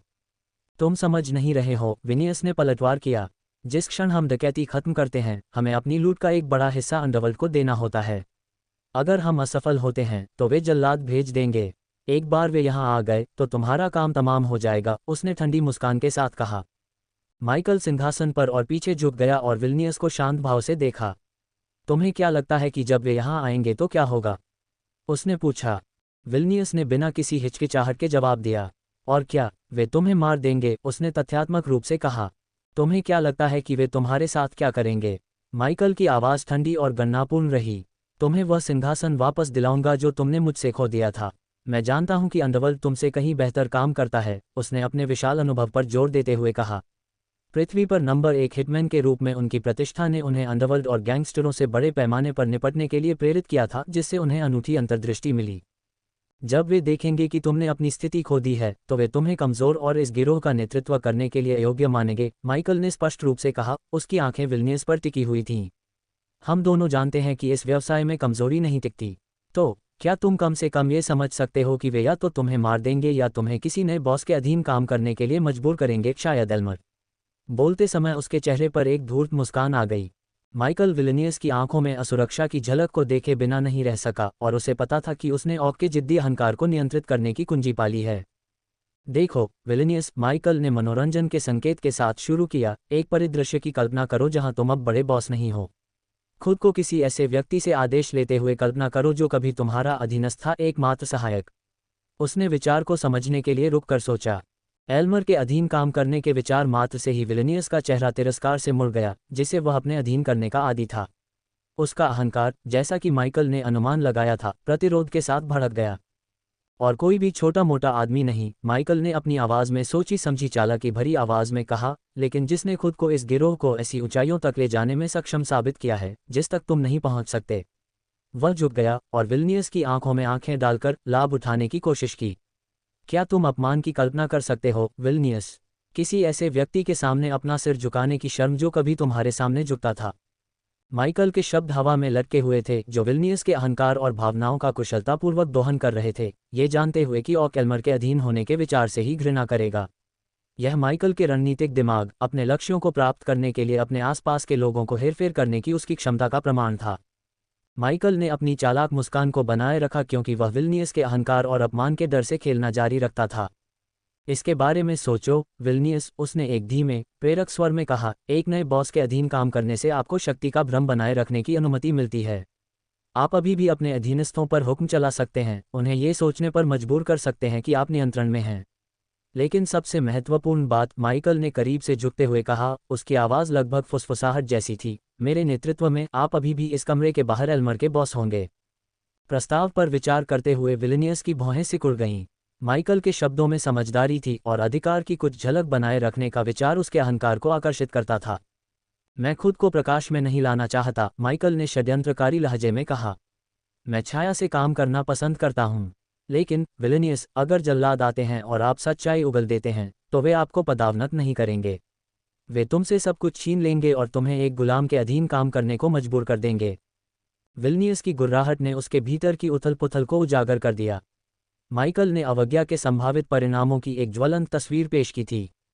विल्नियस ने गुर्राहट की, स्पष्ट रूप से अपने अहंकार और स्थिति की व्यवहारिकता के बीच उलझा हुआ। ये निश्चित नहीं है कि वे ऐसा करेंगे, उसने बड़बड़ाते हुए कहा, उसकी जिद दिख रही थी। माइकल ने धीरे से ठहाका लगाया, उसकी मुस्कान में खतरे की एक झलक थी। क्या तुम ये जोखिम उठाने को तैयार हो, विल्नियस? क्योंकि मैं तुम्हें आश्वासन देता हूं, अगर तुम मेरे नियमों के अनुसार नहीं खेलोगे तो मैं तुम्हारे छोटे से रहस्य को दुनिया के सामने उजागर करने में संकोच नहीं करूंगा। माइकल की चालाक चालबाजी ने ऑक को एक असंभव स्थिति में डाल दिया था, और यह स्पष्ट था कि उसके पास अपने नए बॉस की इच्छाओं का पालन करने के अलावा कोई विकल्प नहीं था।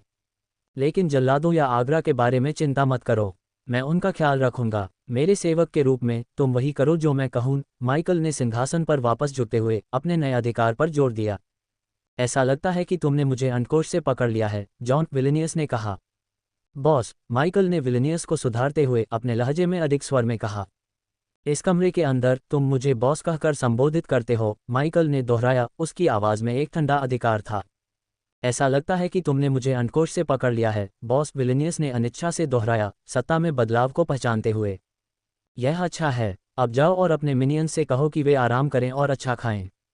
हम परसों ईडन गार्डन में घुसेंगे, माइकल ने शांत भाव से कहा, जिससे विल्नियस चौंक गया। क्या तुम पागल हो, बॉस? विल्नियस ने खुद को जल्दी से सुधारा, माइकल की दुस्साहसिक योजना के अनुकूल होने की कोशिश करते हुए। तुम चाहते हो कि हम पूरे दुरान में सबसे सुरक्षित स्थानों में से एक पर हमला करें, फिर भी तुम हमें तैयारी के लिए केवल एक दिन दे रहे हो, विल्नियस ने गुर्राते हुए कहा। यह मैं ही हूं जो योजना बनाता हूं, विल्नियस। मैं असफल नहीं होता, माइकल ने दृढ़ता से कहा, योजना में अपने विश्वास पर जोर देते हुए। अगला अध्याय डकैती की योजना से शुरू होगा। मेरे साथ बने रहो क्योंकि आने वाले अध्याय एक रोमांचक सवारी होंगे।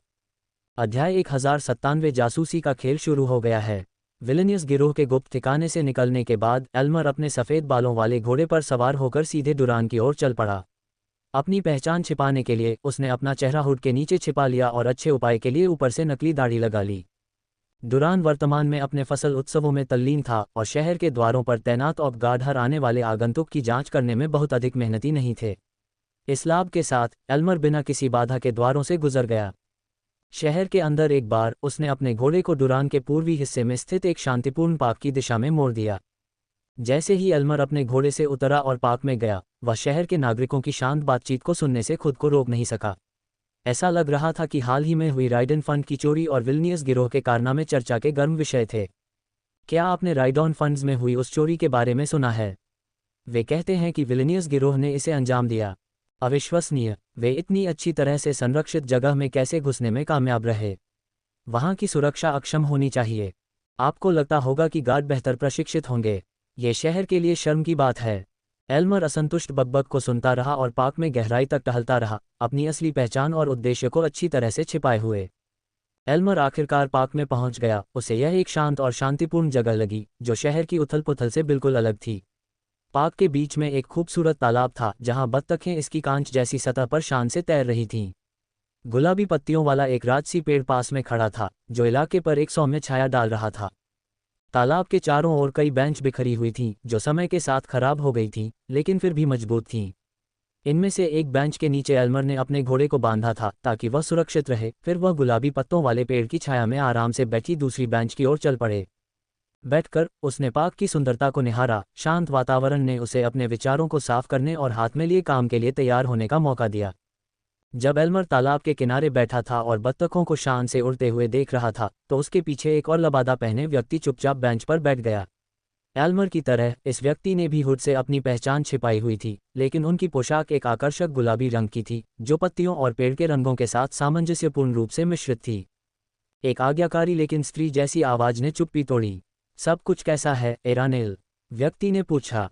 बुजुर्ग राइडन फंड चोरी के बारे में और जानना चाहते हैं। यह एक असफल ऑपरेशन माना जाता था, एल्मर ने उत्तर दिया। उसकी आंखें अभी भी शांत तालाब पर टिकी हुई थीं। चीजें बहुत खराब हो गई हैं, उन्होंने कहा। दोनों विपरीत दिशाओं में देख रहे थे, दो आम पार्क जाने वालों की तरह शांत माहौल का आनंद ले रहे थे। पार्क में लोगों की भीड़ थी और लगातार आती हुई आवाज़ों ने इसे उनकी गुप्त बातचीत के लिए एक आदर्श स्थान बना दिया था। कोई भी व्यक्ति तब तक नहीं सुन सकता था जब तक कि वे असहज रूप से करीब न आ जाएं। भगवान की कसम, एरनेल, आपके द्वारा जब्त किए गए खजाने से अंडरवर्ल्ड मजबूत होने जा रहा है। आखिर क्या हुआ? महिला ने पूछा, उसकी आवाज़ चिंता से भरी हुई थी। किसी और ने मेरी योजनाओं में हस्तक्षेप किया। मुझे अनुकूलन और सुधार करना पड़ा, अन्यथा मेरा कवर उजागर हो जाता, एल्मर ने उदास होकर उत्तर दिया। कौन? महिला ने स्पष्ट रूप से चिंतित होकर पूछा। एल्मर ने रुककर हवा में तनाव पैदा करते हुए अपना रहस्योद्घाटन किया। वह जिसने बंधकों की जांच करने के लिए राइडॉन फंड में प्रवेश किया और हमारे एजेंट को पीटा, उसने खुलासा किया। महिला झुकी, उसकी जिज्ञासा बढ़ गई। क्या तुम्हारे पास मेरे लिए काम करने के लिए कोई जानकारी है, एर्नेल? बड़े लोग बहुत चिंतित हो रहे हैं और वे इस ऑपरेशन को रद्द करने के कगार पर हैं। उसका नाम जॉन है, लेकिन मुझे नहीं लगता कि यह उसका असली नाम है। और जो हुआ उस पर तुम्हें यकीन नहीं होगा, एल्मर ने रहस्यमयी ढंग से टिप्पणी की, जिससे उसका साथी और अधिक जानने के लिए उत्सुक हो गया। क्या हुआ? महिला ने पूछा, उसकी जिज्ञासा बढ़ गई। वह विलिनियस गिरोह के इलाके में घुस गया और ये तो बस हिमशैल का सिरा है। उसने विलिनियस को जहर दिया और उसे अपना अधीनस्थ बना लिया। बड़े लोगों से कहो, अब से विलिनियस बाहरी दुनिया के सामने नेतृत्व का दिखावा करेगा, लेकिन वास्तव में वह जॉन को रिपोर्ट करेगा, एल्मर ने खुलासा किया। महिला ने घटनाओं के अविश्वसनीय मोड़ को पचाते हुए चुप्पी साध ली। हमें इस जॉन के बारे में और जानकारी जुटाने की जरूरत है। उसका अगला कदम क्या है? महिला ने पूछा। एल्मर ने एक और धमाका किया। वह ईडन गार्डन को लूटने की योजना बना रहा है, उसने खुलासा किया। अपने हुड के नीचे छिपी महिला की आंखें आश्चर्य से चौड़ी हो गईं। क्या? उसने कहा, उसकी आवाज़ में उसके अंदर व्याप्त सदमे का पता चल रहा था। मुझे ईडन गार्डन के लिए ब्लूप्रिंट बनाने का काम सौंपा गया है, एल्मर ने पुष्टि की। Eden garden? यह पागलपन है। उस जगह को लूटने की कोशिश करने के बाद कोई भी कहानी बताने के लिए जीवित नहीं रहा। कोई भी कभी सफल नहीं हुआ। वह या तो पागल है या कोई ऐसा व्यक्ति है जिसके पास हमें अत्यधिक सावधानी से जाना चाहिए, थलिंद्रा ने सोचा। ये बाद वाला है। वह पागल नहीं है, मैं आपको बता रहा हूँ थालिंद्रा, वह विलिनियस से कहीं ज्यादा खतरनाक है। विलिनियस सिर्फ एक कठपुतली है, लेकिन जॉन एक मास्टरमाइंड है। अगर मैंने उन चीज़ों को नहीं देखा होता जो वह करने में सक्षम है, तो मैं कहता कि ईडन गार्डन को लूटना असंभव है, एल्मर ने जोर दिया। जब थालिंद्रा ने वेलेंडोर के शीर्ष एजेंटों में से एक एल्मर की बातें सुनी, तो उसे जॉन द्वारा पेश किए जाने वाले गंभीर खतरे का एहसास हुआ। तो क्या आपको लगता है कि वह वास्तव में इस डकैती को अंजाम दे सकता है? ये कब होने वाला है? थालिंद्रा ने जिज्ञासा से भरी आवाज में पूछा। वह एल्मर की हैंडलर थी और उसके और उच्च अधिकारियों के बीच मध्यस्थ थी। मुझे यकीन नहीं है, लेकिन मुझे लगता है कि यह बहुत जल्द होने वाला है। आपके क्या आदेश हैं? एल्मर ने पूछा। थलिंद्रा एक पल के लिए चुप हो गई, अपने अगले कदम पर विचार करते हुए। शायद जॉन नाइट वार्डन को पकड़ने की हमारी कुंजी है। अगर वह इस तरह की डकैती को सफलतापूर्वक अंजाम देता है, तो नाइट वार्डन इस पर ध्यान देगा और उससे संपर्क कर सकता है। ये लंबे समय में हमारे लिए सबसे अच्छा अवसर हो सकता है, थलिंद्रा ने प्रस्ताव रखा। तो आप चाहते हैं कि मैं ईडन गार्डन को लूटने में जॉन की सहायता करूं? एल्मर ने पूछा, हालांकि वह उत्तर के बारे में काफी निश्चित था। हाँ, मैं आपके लिए ब्लूप्रिंट को सुरक्षित करने के लिए टाउन हॉल में अपने संपर्कों का उपयोग करूंगा। लेकिन आपको जॉन के करीब रहना चाहिए और उसके बारे में हर संभव जानकारी इकट्ठा करनी चाहिए, थलिंद्रा ने निर्देश दिया। ये बहुत बढ़िया है, एरानेल। आपने जो जानकारी दी है, उससे मैं बड़ों को हमारे मिशन को जारी रखने के लिए मना सकता हूँ। आप जो असाधारण काम कर रहे हैं, उसे जारी रखें, थलिंद्रा ने उसकी प्रशंसा की, उसका उत्साह थोड़ा छिपा हुआ था। अगर जॉन इस डकैती को सफलतापूर्वक अंजाम देता है, तो आपातकालीन रूम का उपयोग करके मुझे तुरंत सूचित करें। डकैती की बात करें तो क्या आपको पता है कि जॉन ने रसायन विज्ञान के सामान को काले बाजार में बेचने की योजना कैसे बनाई है? थलिंद्रा ने आगे पूछा। जॉन एक रसायनज्ञ है, उसमें निपुण। मैंने उसे कुछ ही सेकंड में ऊर्जा बढ़ाने वाली गोली को परिष्कृत करते हुए देखा। वह कम से कम एक 5 सितारा रसायनज्ञ है, एल्मर ने थलिंद्रा को बताया। एक 5 सितारा रसायनज्ञ? इससे निश्चित रूप से संभावनाएं कम हो जाती हैं। तो वह रसायन विज्ञान के सामान को गोलियों और औषधियों में परिष्कृत करके काले बाजार में बेचने की योजना बना रहा है। ये काफी चतुराई है। इससे ईडन गार्डन के लिए विक्रेताओं का पता लगाना बहुत मुश्किल हो जाएगा, थलिंद्रा ने टिप्पणी की। दुर्रान में भी अंधेरे अंडरवर्ल्ड के भीतर अनगिनत लेन देन हुए। इनमें से कई लेन देन में औषधि और गोलियां शामिल थीं। कच्चे माल के बजाय परिष्कृत उत्पाद बेचने से ईडन गार्डन में वापस जाने का जोखिम काफी कम हो गया। ईडन गार्डन में दुनिया के कुछ बेहतरीन कीमियागर होने के बावजूद वे आसानी से यह नहीं समझ पाएंगे कि इस्तेमाल की गई सामग्री उनकी अपनी आपूर्ति से आई है या नहीं। यदि आप हमें उसके द्वारा परिष्कृत की गई गोलियों और औषधियों के कुछ नमूने खरीद सकते हैं, तो हमारे कीमियागर उसके अद्वितीय हस्ताक्षर और शोधन कौशल को समझने में सक्षम हो सकते हैं। इसके अतिरिक्त हमें इन औषधियों और गोलियों को खरीदने के लिए अंधेरे अंडरवर्ल्ड में अपने एजेंटों को सचेत करना चाहिए। आखिरी चीज़ जो हमें चाहिए वह है अंधेरी दुनिया में उन नापाक अपराधियों को उच्च श्रेणी के पदार्थों पर अपना हाथ रखना, थलिंद्रा ने कहा। एल्मर ने इस कार्य के महत्व को स्वीकार करते हुए सिर हिलाया। क्या आपके पास नाइट वार्डन के बारे में कोई जानकारी है? एल्मर ने पूछा। नाइट वार्डन आगरा के उपासकों के बीच एक कुख्यात लेकिन रहस्यमय व्यक्ति था, जो अंडरवर्ल्ड का एक प्रमुख खिलाड़ी था। किसी ने भी उस पर कभी नज़र नहीं डाली थी, जिससे उसे ट्रैक करना लगभग असंभव था। वेलेंडोर एल्व्स के अनुसार नाइट वार्डन तीसरा सबसे बड़ा तस्कर और खगोलीय हथियारों का डीलर था, जो अनगिनत मौतों के लिए जिम्मेदार था। फिर भी गुप्त दुनिया में भी ऐसे कई लोग थे जो उसके अस्तित्व पर संदेह करते थे। मेरे पास कुछ एजेंट हैं जो दावा करते हैं कि नाइट वार्डन रेनार और क्रैनार दोनों को उनके चल रहे युद्धों में हथियार और स्क्रॉल बेच सकता है, थलिंद्रा ने कहा। एल्मर ने गहरी सांस ली। ये समझ में आता है।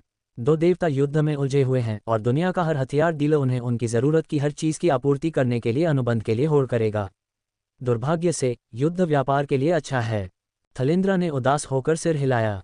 और लोगों के लिए भयानक, उसने रेनार और क्रैनार के संघर्षों में फंसे शरणार्थियों के लिए थोड़ी दया व्यक्त करते हुए कहा।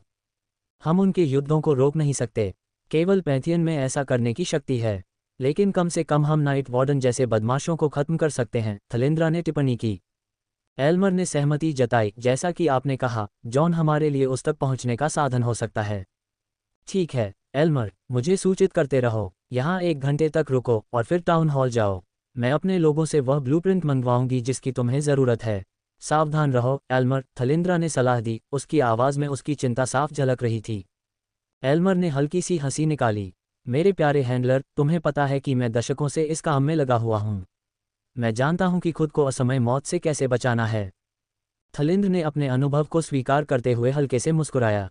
तुम एक कुशल जासूस हो एल्मर, लेकिन ये कभी मत भूलना कि हमारे काम की लाइन में हमेशा कोई बेहतर होता है। इसके साथ ही थलिंद्र बेंच से उठे और कहा, जॉन पर कड़ी नज़र रखना, और फिर चले गए। उस पल एल्मर ने माइकल के साथ एक खतरनाक बिल्ली और चूहे का खेल शुरू कर दिया था, इस बात से अनजान कि वह किस दुर्जय प्रतिद्वंद्वी का सामना कर रहा था। हालांकि एल्मर दशकों से छायादार दुनिया में पनपा था, हमेशा अपने कौशल के शिखर पर। इसलिए केवल समय ही निर्धारित करेगा कि इस उच्च दांव प्रतियोगिता में कौन विजयी होगा। नाइट वार्डन, मैं तुम्हें पकड़ लूंगा, एल्मर ने अपनी सांस के नीचे बड़बड़ाया। अध्याय 1098 पार्टी क्रैशर्स। माइकल की अगली डकैती शुरू होने में 20 घंटे बचे थे। उसने खुद को विलिनियस के भव्य सिंहासन पर लेटा हुआ पाया। तुम्हारे यहाँ सब कुछ ठीक है पिंक? माइकल ने अपने ईयरपीस के जरिए पूछा। हाँ, मैं ईडन गार्डन से फीड एक्सेस कर सकता हूँ। उन्हें हेरफेर न कर पाना निराशाजनक है। वापस धरती पर मैं उन सुरक्षा कैमरों को हैक कर सकता था और गार्ड के साथ खिलवाड़ कर सकता था, पिंक ने दुख जताया। ये सौभाग्य की बात है कि इस दुनिया में तकनीकी उन्नति की कमी है। कल्पना कीजिए कि ये साधक और देवता तकनीक की शक्ति का इस्तेमाल कर रहे हैं, माइकल ने हंसते हुए कहा। हालांकि उन सुरक्षा कैमरों को कम मत समझो। सेराफाइन के पास रून और जासूस हैं जो सुरक्षा कैमरों की क्षमताओं से प्रतिस्पर्धा करते हैं। उसकी जानकारी के बिना वहां कुछ भी नहीं होता है, पिंक ने माइकल को सूचना की देवी के प्रभाव की याद दिलाई। लगता है कि वह एक मूल्यवान सहयोगी बनेगी, माइकल ने सेराफिन को अधीनस्थ बनाने के विचार पर विचार किया। मुझे संदेह है, वह पैंथियन के सबसे वफादार देवताओं में से एक है, पिंक ने उत्तर दिया। वेदोरा वहां कैसा कर रहा है? पिंक ने पूछा। मैंने उन्हें गिलरूट के साथ डुरान लाइब्रेरी में छोड़ दिया है। मैं चाहता हूं कि वे इस दुनिया और उस पुस्तक के बारे में जितना संभव हो उतना ज्ञान प्राप्त करें जिसे हम चुराने की योजना बना रहे हैं, माइकल ने पिंक को सूचित किया। जब वह पिंक से बात कर रहा था तो पास आ रहे कदमों ने माइकल का ध्यान खींचा। मुझे जाना है, हमारे साथी पर नज़र रखना, माइकल ने पिंक को निर्देश दिया। मैं जाऊंगा, पिंक ने हंसते हुए उत्तर दिया। यह अनुमान लगाते हुए कि विलिनियस और एल्मर के साथ अतिरिक्त औक होंगे, माइकल भव्य सिंहासन से उठे। यह महत्वपूर्ण था कि विलिनियस गिरोह में कोई भी उनके नेता के रूप में उनकी असली पहचान का पता न लगा सके। तुम वापस आ गए हो, माइकल ने कमरे में प्रवेश करते ही समूह का अभिवादन किया। उसके सामने विलिनियस और एल्मर खड़े थे, उनके साथ 4 औक और 2 बौने थे। हमने आपके द्वारा सौंपे गए सभी कार्य पूरे कर लिए हैं, एल्मर ने माइकल को ब्लूप्रिंट सौंपते हुए घोषणा की। औक और बौने उस मानव नवागंतुक को देखकर आश्चर्यचकित हो गए जो हाल ही में उनके गिरोह का हिस्सा बना था। ये औक आमतौर पर विशालकाय, हरे रंग की त्वचा वाले क्रूर लोग थे, जबकि बौने छोटे कद के थे, उनकी लंबी घनी दाढ़ी थी और उनसे शराब की अलग सुगंध आ रही थी। हमें अपनी योजना बताओ, जॉन, विलिनियस ने निर्देश दिया। बेशक बॉस, माइकल ने जवाब दिया, विलिनियस के अधीन काम करने का दिखावा करते हुए। औक और बौनों को कुछ भी संदेह नहीं हुआ, उन्होंने मान लिया कि माइकल विलिनियस के गिरोह का एक और सदस्य है। माइकल ने ब्लूप्रिंट को टेबल पर फैलाया, जिसमें इमारत के अंदरूनी और बाहरी हिस्से का हाथ से बनाया गया लेआउट वाला एक पीला चर्मपत्र दिखाई दिया। उसने अपना ध्यान एल्मर और विलिनियस की ओर मोड़ने से पहले ब्लूप्रिंट को ध्यान से स्कैन किया। क्या हम उन पर भरोसा कर सकते हैं? माइकल ने ऑक्स और बॉनो का जिक्र करते हुए पूछा। ऑक्स और दो बॉनो ने गुर्राहट के साथ अपनी निराशा व्यक्त की, लेकिन एल्मर ने उनकी विश्वसनीयता की गारंटी दी। बहुत अच्छा, एल्मर। माइकल ने अपनी नज़र ऑक्स और बॉनो से हटाकर एल्मर पर डाली।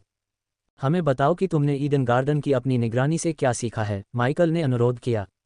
उसने स्पाइडर का उपयोग करके पहले ही जगह के बारे में व्यापक जानकारी एकत्र कर ली थी, लेकिन माइकल डकैती को अंजाम देने के मामले में टीम की क्षमताओं का आकलन करने के लिए उत्सुक था। चालक दल को पता नहीं था। माइकल ने इस ऑपरेशन को एक परीक्षण माना, क्योंकि असली डकैती अभी बाकी थी। जैसा कि मैंने पहले बताया, इस जगह की सुरक्षा बाहर 5 गार्ड करते हैं, सभी भारी कवच से लैस हैं। अंदर 12 गार्ड हैं। ईडन गार्डन सुबह 6 बजे खुलता है और 11 बजे बंद हो जाता है। ग्राहकों को बंद होने के समय से 1 घंटे पहले जाने के लिए कहा जाता है, एल्मर ने बताया। जब वे व्यवसाय के लिए खुले होते हैं तो मैंने देखा कि वहां रून लगे हुए हैं जो ग्राहकों को उचित भुगतान के बिना उत्पादों को बाहर ले जाने से रोकते हैं। केवल कर्मचारियों के पास उत्पादों से जादू को हटाने के लिए आवश्यक विशेष रून होते हैं। इसके अलावा आप अपने स्पेस रिंग में कुछ भी स्टोर नहीं कर सकते हैं, क्योंकि रून वस्तुओं को उनके अंदर संग्रहित होने से रोकते हैं, एल्मर ने समझाया जब माइकल ने जानकारी पर विचार किया। विलिनियस अंदर ही अंदर हंसने से खुद को रोक नहीं पाया। उसे यकीन हो गया कि जॉन खुद को एक बुरी असफलता के लिए तैयार कर रहा है। हालांकि माइकल की उंगली ने ब्लूप्रिंट पर एक रास्ता बनाया जो मुख्य हॉल के पीछे स्थित एक कमरे की ओर जाता था, जहां उत्पाद बेचे जाते थे। ये कमरा, माइकल ने बताया, इसे पावर रूम के रूप में लेबल किया गया है। मुझे बताओ, उनके पास वहां क्या है? उसने सवाल एल्मर और विलिनियस की ओर निर्देशित किया, हालांकि वह पहले से ही जवाब जानता था। विलिनियस ने बड़बड़ाते हुए कहा, रूनों को शक्ति देने के लिए आकाशीय क्रिस्टल। लेकिन आप मैनेजर की हथेली के निशान के बिना पावर रूम तक नहीं पहुंच सकते, एल्मर ने कहा। जैसे ही उसने बात की, उसे मैनेजर के ठिकाने का पता लगाने के लिए माइकल के अनुरोध की याद आई। एल्मर को यह एहसास होने लगा कि जॉन ने इस डकैती के हर पहलू की सावधानीपूर्वक योजना बनाई थी। मैनेजर पार्क डिस्ट्रिक्ट में रहता है, लेकिन उसके घर पर कड़ी सुरक्षा है। उसके पास जाना आसान नहीं होगा, और अगर आप उसके करीब पहुंच भी जाते हैं तो आप उसे सहयोग करने के लिए कैसे तैयार करेंगे? विलिनियस ने पूछा। उससे सहयोग करने के बारे में किसने कहा? हमें बस उसकी हथेली के निशान की जरूरत है, माइकल ने शांत भाव से जवाब दिया, जिससे एल्मर और विलिनियस को उसके शब्दों के निहितार्थ समझ में आ गए। मैं हथेली के निशान प्राप्त करने का ध्यान रखूंगा, उसने आगे कहा। फिर माइकल ने ईडन गार्डन की पूर्वी दीवार की ओर इशारा किया। ये हमारा प्रवेश बिंदु है। बगल में एक इमारत है, एक कपड़ों की दुकान है। उनके पास ईडन गार्डन जैसी सुरक्षा नहीं होगी। यह एक सीधा सादा तोड़फोड़ और घुसपैठ होनी चाहिए। मुझे लगता है कि आपका दल इसे संभाल सकता है, माइकल ने पूछा, जिस पर एल्मर ने सिर हिलाया। जब आप अंदर हों तो अपने द्वारा खरीदे गए औजारों का उपयोग करके छेद करें और ईडन गार्डन में प्रवेश करें। एक बार जब आप अंदर आ जाएं तो पावर रूम में जाएं। प्रवेश पाने के लिए मैनेजर की हथेली के निशान का उपयोग करें और फिर क्रिस्टल को निष्क्रिय कर दें। इससे रून निष्क्रिय हो जाएंगे, माइकल ने निर्देश दिया। भले ही हम क्रिस्टल को नष्ट कर दें और रून को बंद कर दें, लेकिन यह उन सभी को निष्क्रिय नहीं करेगा, एल्मर ने बताया। एल्मर की चिंता सुनकर माइकल ने लापरवाही से कुछ चांदी के स्पेस रिंग टेबल पर फेंक दिए। आप इन स्पेस रिंग में कीमिया के सामान को स्टोर कर सकते हैं। मैंने उन्हें आपके लिए कैलिब्रेट किया है। बस इशारा करें और जो आपको चाहिए उसे ले लें। मुझे पता है कि टाउन हॉल में बैकअप क्रिस्टल तक पहुंचना एक परेशानी है। इसलिए जब ये क्रिस्टल चले जाएंगे तो बैकअप क्रिस्टल के रून को फिर से सक्रिय करने से पहले आपके पास जगह साफ करने के लिए 6 मिनट होंगे, माइकल ने उन्हें बताया। एल्मर इस बात से आश्चर्यचकित हुए बिना नहीं रह सके कि जॉन कितनी अच्छी तरह से तैयार थे। माइकल ने फिर चालक दल को कई ईयरपीस दिए। इन्हें अपने कानों में लगाओ, उन्होंने निर्देश दिया। यदि आवश्यक हो तो मैं योजना के माध्यम से आपकी निगरानी और मार्गदर्शन करूंगा। लेकिन अगर सब कुछ योजना के अनुसार हुआ तो आप अपने द्वारा ड्रिल किए गए छेद से बाहर निकल जाएंगे। जब माइकल ने अपनी ब्रीफिंग समाप्त की तो उसने अपने हाथ मोड़ लिए और चालक दल पर अपनी नज़रें टिका दीं। और अगर आप में से किसी भी मिनियन को आपके द्वारा चुराई गई चीज़ों के साथ गायब होने का कोई अजीब विचार आता है, उसे धमकी खत्म करने की ज़रूरत नहीं थी। निहितार्थ हवा में भारी रूप से लटका हुआ था। अब जाओ, अपने आप को तैयार करो, लेकिन आज रात शराब नहीं पीना। अगर मैं तुम में से किसी को नशे में पकड़ लूं तो मैं ये सुनिश्चित करूंगा कि तुम फिर कभी कुछ भी चख न सको, माइकल ने ठंडे स्वर में धमकी दी, जिससे चालक दल के लोग स्पष्ट रूप से हिल गए। विशेष रूप से ऑक्स को एक ऐसे इंसान से खतरा महसूस नहीं हुआ जिस पर उन्हें लगता था कि वे उसे हरा सकते हैं। हालांकि ऑक्स ने अपनी जुबान बंद रखी क्योंकि उनके मालिक विलेनियस चुप रहे। चालक दल के चले जाने के बाद केवल विलेनियस और एल्मर को पीछे छोड़कर माइकल ने सिंहासन पर बैठ गया। तो विलेनियस, तुम्हारे अंत में चीजें कैसी हैं? मैं नहीं चाहता कि जब ब्लैक मार्केट में औषधि और गोलियां बेचने की बात आए तो कोई समस्या आए, माइकल ने पूछा। मेरे संपर्क हमेशा तैयार हैं। एक बार जब आप मुझे गोलियां और औषधियां दे देंगे तो मैं उन्हें सुरक्षित रख सकता हूं, बशर्ते आप उन्हें पाने में कामयाब हो जाएं, विलेनियस ने जवाब दिया। उसकी आवाज़ में आक्रोश की झलक थी। मैंने तुम्हें मुझ पर शक करने के बारे में क्या बताया था? माइकल ने ठंडे स्वर में अपनी उंगलियां उठाते हुए पूछा। विलेनियस का दिल इस विचार से धड़क उठा कि अगर जॉन ने अपनी उंगलियां चटकाईं तो उसे बहुत दर्द होगा। नहीं, ऐसा फिर नहीं, बॉस, विलेनियस ने गुर्राहट के साथ कहा। एल्मर अभी भी इस बात से हैरान था कि जॉन ने विलेनियस जैसे क्रूर व्यक्ति को कैसे वश में किया, चुपचाप देखता रहा। तुम आज छुट्टी ले सकते हो, विलेनियस। बाहर जाओ, अपने दिन का आनंद लो। सब कुछ हो जाने के बाद तुम यहाँ वापस आ सकते हो, माइकल ने कहा। विलेनियस गिरोह के इलाके से निकलने के बाद माइकल डुरान के पाक जिले की ओर बढ़ गया। जैसे ही वह शहर में बाहर निकला, उसने खुद को आगामी फसल उत्सव के जीवंत समारोहों के बीच पाया। रात का आसमान रंगीन आतिशबाजी से जगमगा रहा था जो अंधेरे के खिलाफ जटिल पैटर्न बना रही थी। उत्सव के माहौल के बीच माइकल ने डुरान के पर्यटकों और मूल निवासी ओर्क्स की उत्साहित बातचीत सुनी। उन आतिशबाजी को देखो, पिछले साल की तुलना में वे और भी शानदार हैं, एक पर्यटक ने अपनी आवाज़ में विस्मय के साथ कहा। फसल उत्सव के दौरान डुरान में होना हमेशा एक ट्रीट होता है, एक स्थानीय ओक ने मुस्कुराते हुए टिप्पणी की।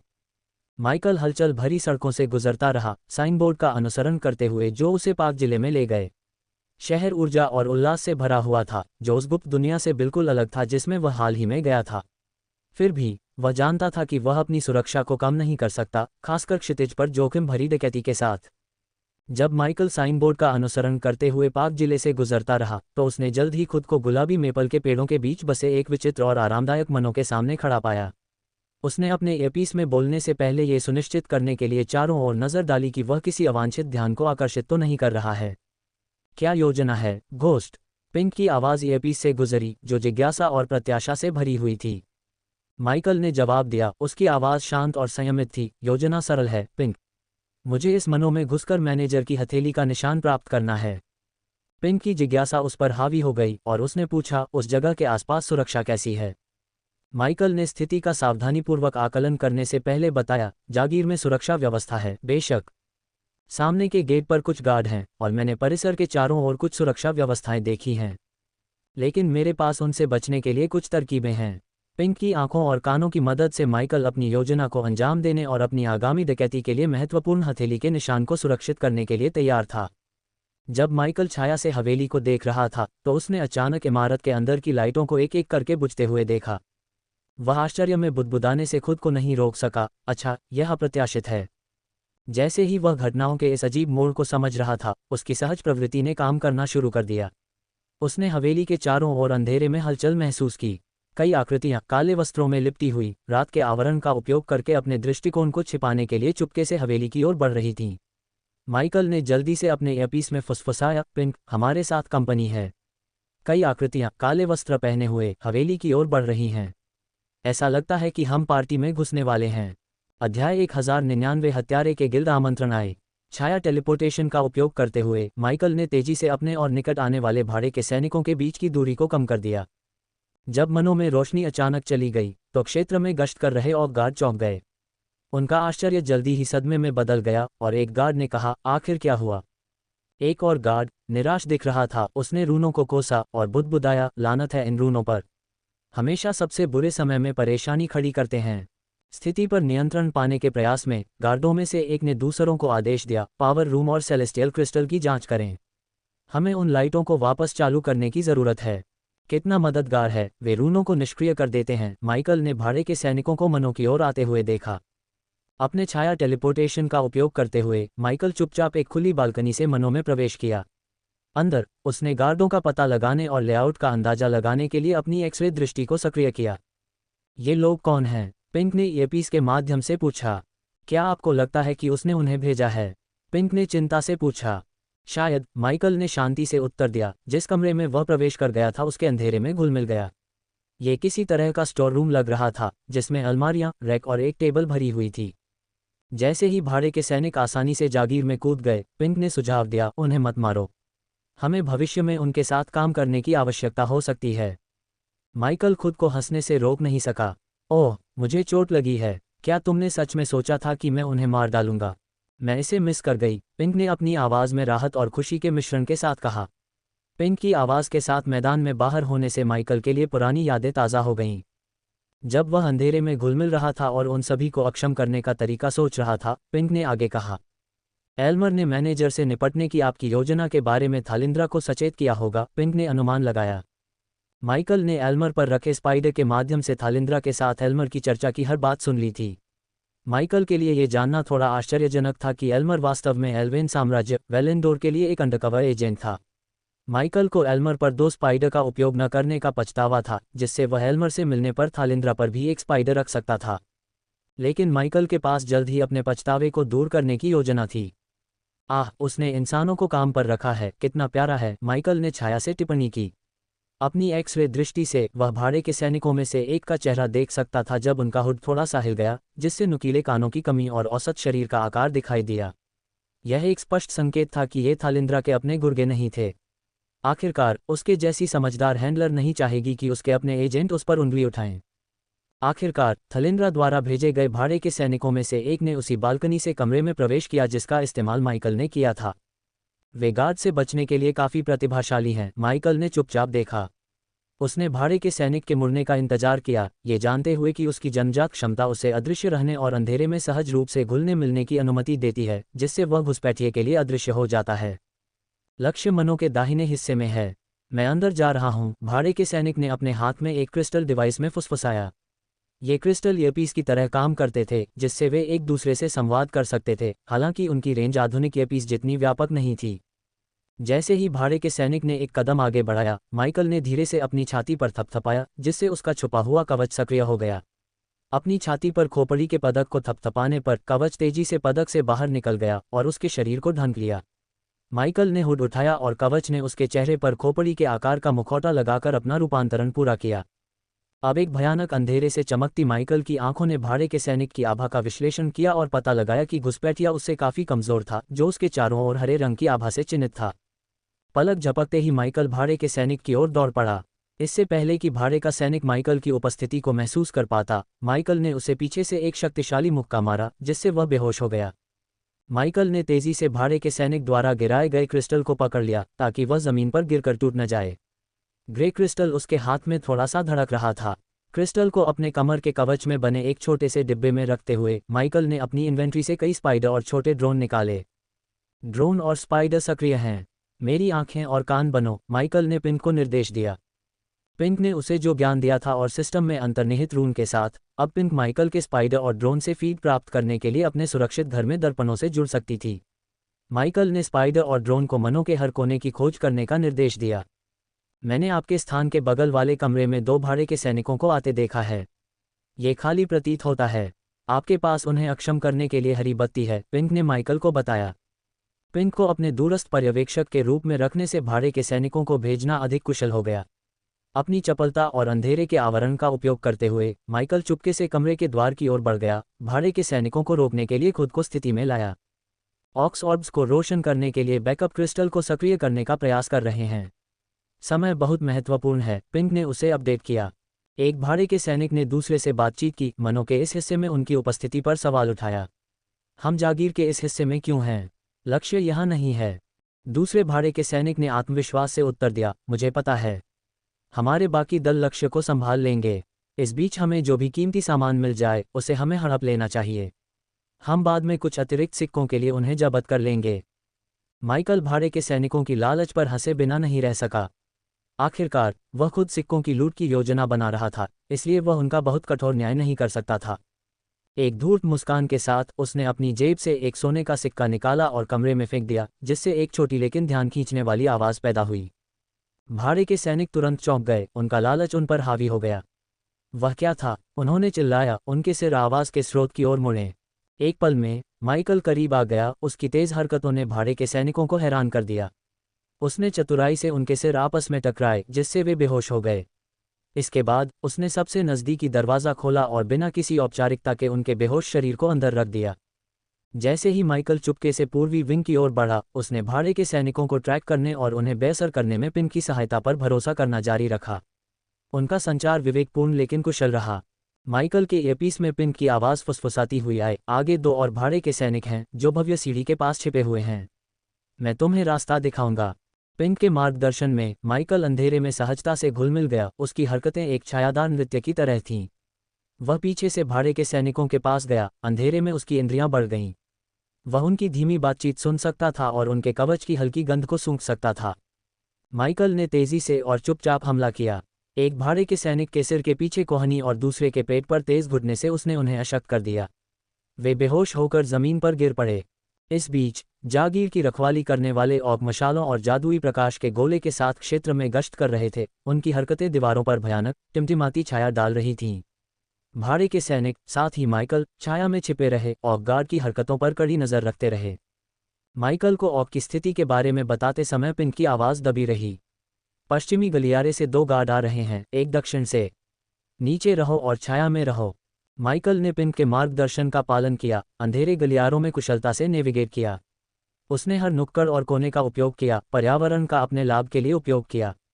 गणना की गई सटीकता के साथ उसने एक एक करके गार्ड को खदेड़ दिया, ये सुनिश्चित करते हुए कि वे अलार्म न बजाएं। भाड़े के सैनिकों ने भी माइकल के नेतृत्व का अनुसरण किया, चुपचाप और सावधानी से और गश्ती दल से बचते हुए। ये छाया और मौन का एक नाजुक नृत्य था, क्योंकि वे अपने लक्ष्य की ओर चुपके से आगे बढ़ते रहे। घटनाओं के एक तनावपूर्ण मोड़ में माइकल और भाड़े के सैनिकों ने खुद को ऑग गार्ड के साथ एक ही मंद रोशनी वाले हॉल में एकत्रित पाया। हॉल की छाया ने कुछ हद तक कवर प्रदान किया, लेकिन ऑग गार्ड द्वारा बनाए गए टिमटिमाते प्रकाश के गोले ने स्थिति को खतरनाक बना दिया। कमरे के सबसे अंधेरे कोनों में छिपे हुए माइकल और भाड़े के सैनिक ऑग गार्ड द्वारा पहचाने नहीं गए। माइकल की उपस्थिति से अनजान भाड़े के सैनिकों ने अपनी योजना पर चर्चा की। हमें जल्दी करना होगा, भाड़े के सैनिकों में से एक ने फुसफुसाते हुए कहा। प्रबंधक का कमरा हॉल के ठीक नीचे है। इस बीच माइकल के ईयरपीस से पिन की आवाज़ आए, उसके स्वर में चिंता की एक लकीर थी। तुम पहरेदारों से घिरे हुए हो और भाड़े के सैनिक तुम्हारे करीब आ रहे हैं। सावधान रहो। माइकल जानता था कि उसे ऑग गार्डों को सचेत किए बिना भाड़े के सैनिकों को मारने के लिए तेजी से काम करना होगा। जैसे जैसे भाड़े के सैनिक करीब आते गए, उसने सही समय का इंतजार करते हुए अपना समय बिताया। स्थिति लगातार खतरनाक होती जा रही थी। ऑग गार्ड छिटपुट अंधेरे से निराश होकर शाप और धमकियां दे रहे थे। एक गार्ड ने बड़बड़ाते हुए कहा, भगवान के लिए, ये गोले बेकार हैं। हम इस अंधेरे में किसी भी चीज़ की सुरक्षा कैसे कर सकते हैं? पिंक ने भी कहा, उसकी आवाज़ चिंता से भरी हुई थी। भूत, वे लगभग तुम्हारे पास हैं। तुम्हें अब आगे बढ़ने की ज़रूरत है। वर्षों के अनुभव से पैदा हुई सटीकता के साथ माइकल ने हमला किया। वह छाया से बाहर निकला, अपने दृष्टिकोण को छिपाने के लिए एक टिमटिमाती रोशनी का लाभ उठाया। गति के धुंधलेपन में उसने एक एक करके भाड़े के सैनिकों को अशक्त कर दिया, उन्हें बिना किसी आवाज़ के बेहोश कर दिया। जब भाड़े के सैनिक फर्श पर गिर गए तो माइकल ने तेजी से उनके शरीर को हॉल के सबसे गहरे कोनों में खींच लिया, उन्हें छाया में छिपा दिया। यह एक नाजुक नृत्य था, गिरे हुए भाड़े के सैनिकों को छिपाते हुए ऑग गार्ड और उनके कमजोर प्रकाश स्रोतों से बचना। पिंक ने ईयरपीस के माध्यम से राहत की सांस ली। बहुत बढ़िया किया, घोस्ट। अब मैनेजर के कमरे की ओर बढ़ें। हमारा समय खत्म हो रहा है। भाड़े के सैनिकों से निपट लेने और ऑग गार्ड्स को कुछ भी समझ में न आने के बाद माइकल ने अपनी चुपके से आगे बढ़ना फिर से शुरू कर दिया, जिससे टकराव का कोई निशान पीछे नहीं रह गया। भाड़े के सैनिकों को बाहर निकालने के बाद माइकल चुपके से मैनर के पूर्वी विंग से होते हुए मैनेजर के कमरे के पास पहुंच गया। हालांकि जैसे ही वह अपने लक्ष्य से कुछ ही दरवाजे दूर था, ऑग गार्ड्स ने एक हताश चाल में बैकअप क्रिस्टल को सक्रिय कर दिया। परिणाम ये हुआ कि मैनर में अचानक रोशनी आ गई और रून और प्रकाश के गोले जीवन में आ गए, जिससे मैनर रोशनी से भर गया। जैसे ही रोशनी दालान में फैली, दूर के ऑग गार्ड्स ने बेहोश भाड़े के सैनिकों को फर्श पर गिरते हुए देखा और वे घबराकर चिल्लाने लगे। अरे दोस्तों, हमें यहाँ परेशानी हो गई है। कुछ लोगों ने घुसपैठ करने की कोशिश की। एक ऑग गार्ड चिल्लाया। क्या? कौन सा शैतान हमारे आगे निकल गया? अलार्म बजाओ, बैकअप के लिए बुलाओ। एक और ऑग चिल्लाया। जल्दी करो, वे मैनेजर के पीछे हो सकते हैं। एक तीसरे ऑग ने चिल्लाया। अराजकता को अनदेखा करते हुए माइकल ने अपनी एक्स-रे दृष्टि को सक्रिय किया। साथ ही पिंक की आवाज़ उसके कानों में सदमे और आश्चर्य के मिश्रण के साथ सुनाई दी। भूत, तुम्हें अब अपना कदम उठाने की ज़रूरत है। कोई और मैनेजर के कमरे में घुस गया है और वह भाड़े का सिपाही नहीं लग रहा है। पिंक ने आग्रह किया, माइकल को एक सेकंड बर्बाद किए बिना कमरे में घुसने के लिए मजबूर किया। अध्याय 1100 हत्यारे गिल्ड आमंत्रण 2। माइकल ने दरवाज़ा खोला और एक भयानक दृश्य देखा। लाल रंग के कपड़े पहने एक व्यक्ति एक गोरी त्वचा वाले व्यक्ति के बगल में खड़ा था, जिसे एक कुर्सी से कसकर बांधा गया था। उस व्यक्ति का गला बेरहमी से काटा गया था और खून बह रहा था, जो कुर्सी के पैरों के चारों ओर जमा हुआ था। जैसे ही माइकल अंदर गया, उसने तुरंत लाल रंग के व्यक्ति को पहचान लिया। मौत का दूत, वही रहस्यमय प्राणी जिससे उसने रेनार के मंदिर में मुलाकात की थी। उन लाल रंग की आंखों में एक अजीब सा परिचय था। मौत के दूत ने माइकल को एक भयावह मुस्कान के साथ अभिवादन किया और माइकल के पीछे दरवाजा बंद करते हुए लापरवाही से अपना हाथ हिलाया। स्वागत है, प्रिय जॉन, देवदूत ने कहा, उसकी आवाज़ मौत की तरह ठंडी थी। तुमने क्या किया? माइकल ने पूछा, उसकी आवाज़ क्रोध और भय के मिश्रण से कांप रही थी। मौत का दूत हंसा, उसकी लाल आंखों में बेचैनी भरी खुशी थी। देखो, मैनेजर ने मौत का आह्वान किया है। उसे वह मधुर मुक्ति देना मेरा कर्तव्य है जिसकी वह इच्छा रखता है। माइकल अचंभित रह गया। क्यों? उसने पूछा, सदमे के बावजूद उसकी आवाज़ अभी भी दृढ़ थी। देवदूत ने केवल अपना सिर हिलाया, उसकी मुस्कान कभी फीकी नहीं पड़ी। क्यों पूछना मेरा कर्तव्य नहीं है, प्यारे जॉन। मेरा कर्तव्य है मौत देना। मौत का दूत धीरे से हंसा, उसकी भयानक लाल आंखें माइकल की आंखों पर टिकी थीं। आह जॉन, उसने सोचा, माइकल ने इस दुनिया में सभी को जो नाम दिया था उसका उपयोग करते हुए। बहुत सरल नाम, जिसे हर कोई आसानी से भूल जाता है। जाहिर है, यह एक नकली नाम है, लेकिन मैं उन लोगों के असली नामों पर विचार नहीं करता जिनसे मैं मिलता हूँ। मेरा कर्तव्य आखिरकार एक है। मौत के दूत ने अपनी फुर्ती से माइकल को आश्चर्यचकित कर दिया। अपने लाल खंजर के एक ही सुंदर झटके से उसने मैनेजर की कलाई को काट दिया। कटे हुए अंग से खून की धार बह रही थी और देवदूत ने बेपरवाही से कटे हुए हाथ को माइकल की ओर फेंक दिया। क्या यही तुम खोज रहे थे, जॉन? उसने शांत, अलग स्वर में पूछा। माइकल अचानक हुई घटनाओं से स्तब्ध और हैरान था। उसने नहीं सोचा था कि मौत का देवदूत इस भयावह दृश्य में शामिल होगा। मैं तुम्हारी छोटी सी लूट की योजना के बारे में सब जानता हूँ, मौत का देवदूत आगे बोला। लेकिन तुम्हें मुझसे डरने की ज़रूरत नहीं है। मुझे तुम्हारे खेल में कोई दिलचस्पी नहीं है। माइकल ने खून से सनी कलाई को सावधानी से अपने सिस्टम के स्टोरेज में रख दिया। उसके दिमाग में सवालों की बाढ़ आ गई। वह इस भावना से छुटकारा नहीं पा सका कि मौत के देवदूत की यहाँ मौजूदगी सिर्फ मैनेजर की मौत से कहीं बढ़कर थी। तुम यहाँ क्यों हो? माइकल ने पूछा। उसकी आवाज़ स्थिर थी लेकिन उसमें जिज्ञासा थी। मुझे पता है कि तुम सिर्फ इस आदमी को मारने नहीं आए हो। मौत का देवदूत धीरे से हंसा, उसके लाल रंग के कपड़े लहरा रहे थे। तुम सही हो, उसने स्वीकार किया, उसका पीला चेहरा भावना से रहित था। मैं यहाँ इसलिए हूँ क्योंकि मौत के दूत के लिए किसी को आमंत्रित करने के लिए इससे बेहतर जगह और क्या हो सकती है, जहाँ उसने अभी अभी किसी आत्मा का दावा किया है। विडंबना है, क्या तुम नहीं कहोगे? माइकल ने अपनी भौहें सिकोड़ लीं, यह महसूस करते हुए कि यह मुठभेड़ सामान्य से बहुत दूर थी। वह पूछे बिना नहीं रह सका, किसके लिए निमंत्रण? मौत के दूत की निगाहें माइकल की ओर उठीं और उसने ऐसी आवाज़ में कहा जिससे उसकी रीढ़ में सिहरन पैदा हो गई, मौत के व्यापारियों में शामिल होने का निमंत्रण। मैंने तुमसे कहा था कि मैं तुम्हें देख रहा हूँ, मौत के दूत ने शांति से टिप्पणी की। उसका लाल खंजर अभी भी प्रबंधक के खून से चमक रहा था। माइकल सदमे में था। उसने मौत के दूत की उपस्थिति को महसूस नहीं किया था, लेकिन अब यह स्पष्ट था कि रहस्यमय हत्यारा उसकी हर हरकत पर नजर रख रहा था। जवाब में, माइकल ने अपनी आंखों की अंधेरी रोशनी को सक्रिय किया और मौत के दूत के चारों ओर एक स्पंदित लाल आभा देखी। ये स्पष्ट संकेत था कि यह देवदूत हत्यारा उससे कहीं अधिक शक्तिशाली था। अब समय आ गया है कि हम अपने गुप्त संघ में एक साथी हत्यारे को शामिल करें, मौत के दूत ने कहा। उसकी आवाज़ एक फुसफुसाती हुई छाया की तरह थी। स्थिति की गंभीरता को समझते हुए माइकल ने जल्दी से बात की। हमें एक सुरक्षित स्थान पर चले जाना चाहिए। जल्द ही ऑक इस कमरे पर हमला करेंगे। मौत के दूत ने धीरे से हंसते हुए और शांति से उत्तर दिया, मेरे छोटे दोस्त मनों में सभी का ख्याल रखेंगे। हम यहाँ खुलकर बात कर सकते हैं।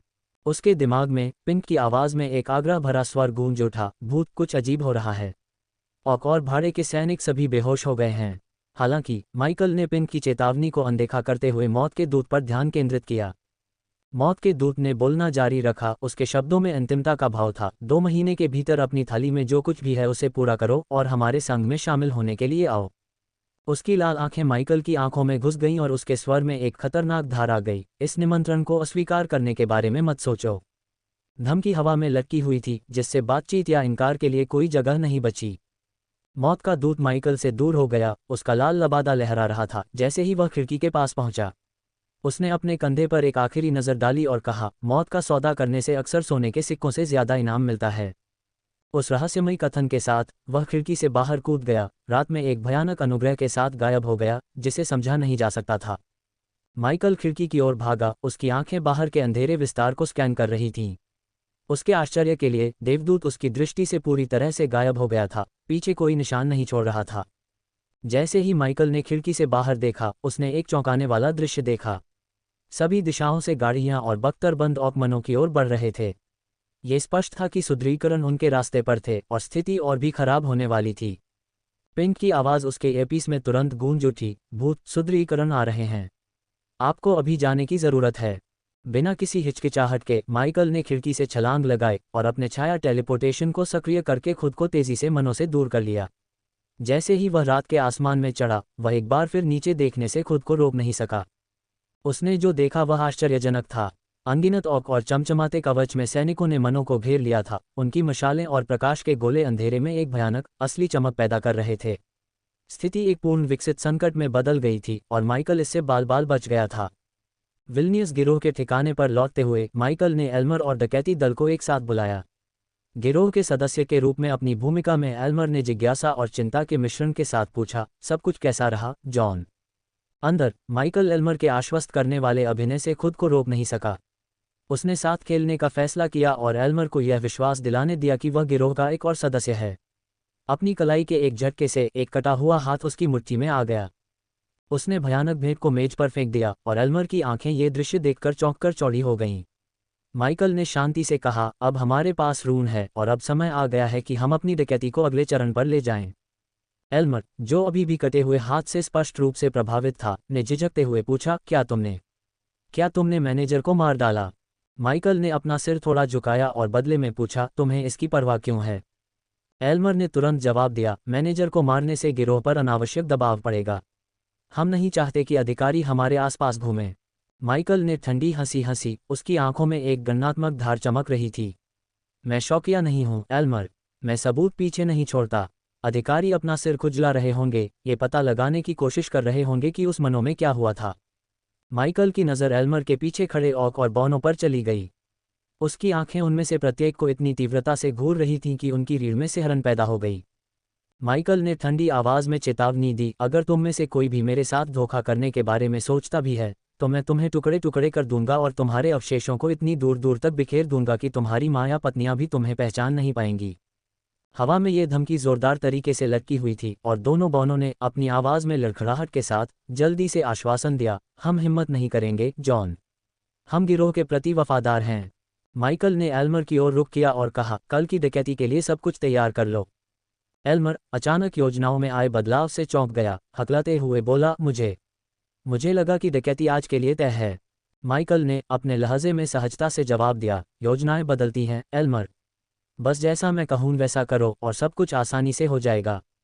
एल्मर ने कुछ नहीं कहा, लेकिन अंदर ही अंदर वह चौंक गया। उसने थेलिंद्रा को बताया था कि डकैती आज होगी और अब जॉन ने अचानक सब कुछ बदल दिया था। वह अपने चेहरे पर अपनी भावनाएं दिखाने से बेहतर जानता था, जॉन दिखने से कहीं ज्यादा चालाक था। जैसे ही माइकल ने अपने हाथ की एक लहर से ऑक्स और बॉनों को भगाया, वे जल्दी से कमरे से बाहर निकल गए।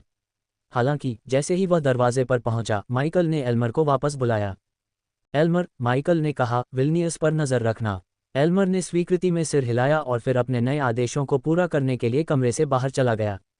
एल्मर के जाने के बाद माइकल ने अलंकृत सिंहासन पर अपना स्थान ग्रहण किया। जैसे ही उसने खुद को सहज किया, पिंक की आवाज़ उसके एपी से गूंज उठी। तुमने एल्मर को विनियस पर नजर रखने के लिए क्यों कहा? उसने पूछा। माइकल ने धीरे से हंसते हुए उत्तर दिया, बस एल्मर को थोड़ी देर के लिए गन से दूर रखने के लिए, उसे अनुमान लगाने के लिए। पिंक, जो हमेशा कुशल थी, ने तुरंत उत्तर दिया, एल्मर शहर वापस जा रहा है, संभवतः अपने संचालक थालिंद्रा से संपर्क स्थापित करने के लिए। माइकल का स्वर ठंडा और संयमित रहा, क्योंकि उसने निर्देश दिया, पता लगाओ कि एल्मर थालिंद्रा से कैसे संपर्क स्थापित करता है। हमें सब कुछ पता होना चाहिए। अब जब उनकी योजना गतिमान हो गई, तो माइकल सिंहासन पर वापस झुक गया, अपनी महत्वाकांक्षी डकैती के अगले चरण में गोता लगाने के लिए तैयार। मंद रोशनी वाले कमरे की शांति में माइकल ने एक जटिल सुनहरे प्रतीक से सजी लाल धातु की प्लेट निकाली। प्रतीक में एक कंकाल जैसी आकृति को दर्शाया गया था, जिसके एक हाथ में दरांती और दूसरे हाथ में थैली थी। जब उसने प्लेट को अपने हाथ में पकड़ा, तो माइकल ने खुद को मौत के देवता और उसके स्वर्गदूतों के रहस्यमय इरादों पर विचार करते हुए पाया। वे इस गिल्ड के साथ क्या खेल रहे हैं? उसने अपनी सांस के नीचे बड़बड़ाया। अपनी कलाई के एक झटके से उसने धातु की प्लेट को घुमाया, जिससे एक खाली, बिना आकार की पीठ दिखाई दी। वह आगे के अनिश्चित रास्ते पर विचार करता रहा, खुद से पूछता रहा, इस छाया के गिल्ड में मेरा क्या इंतजार है।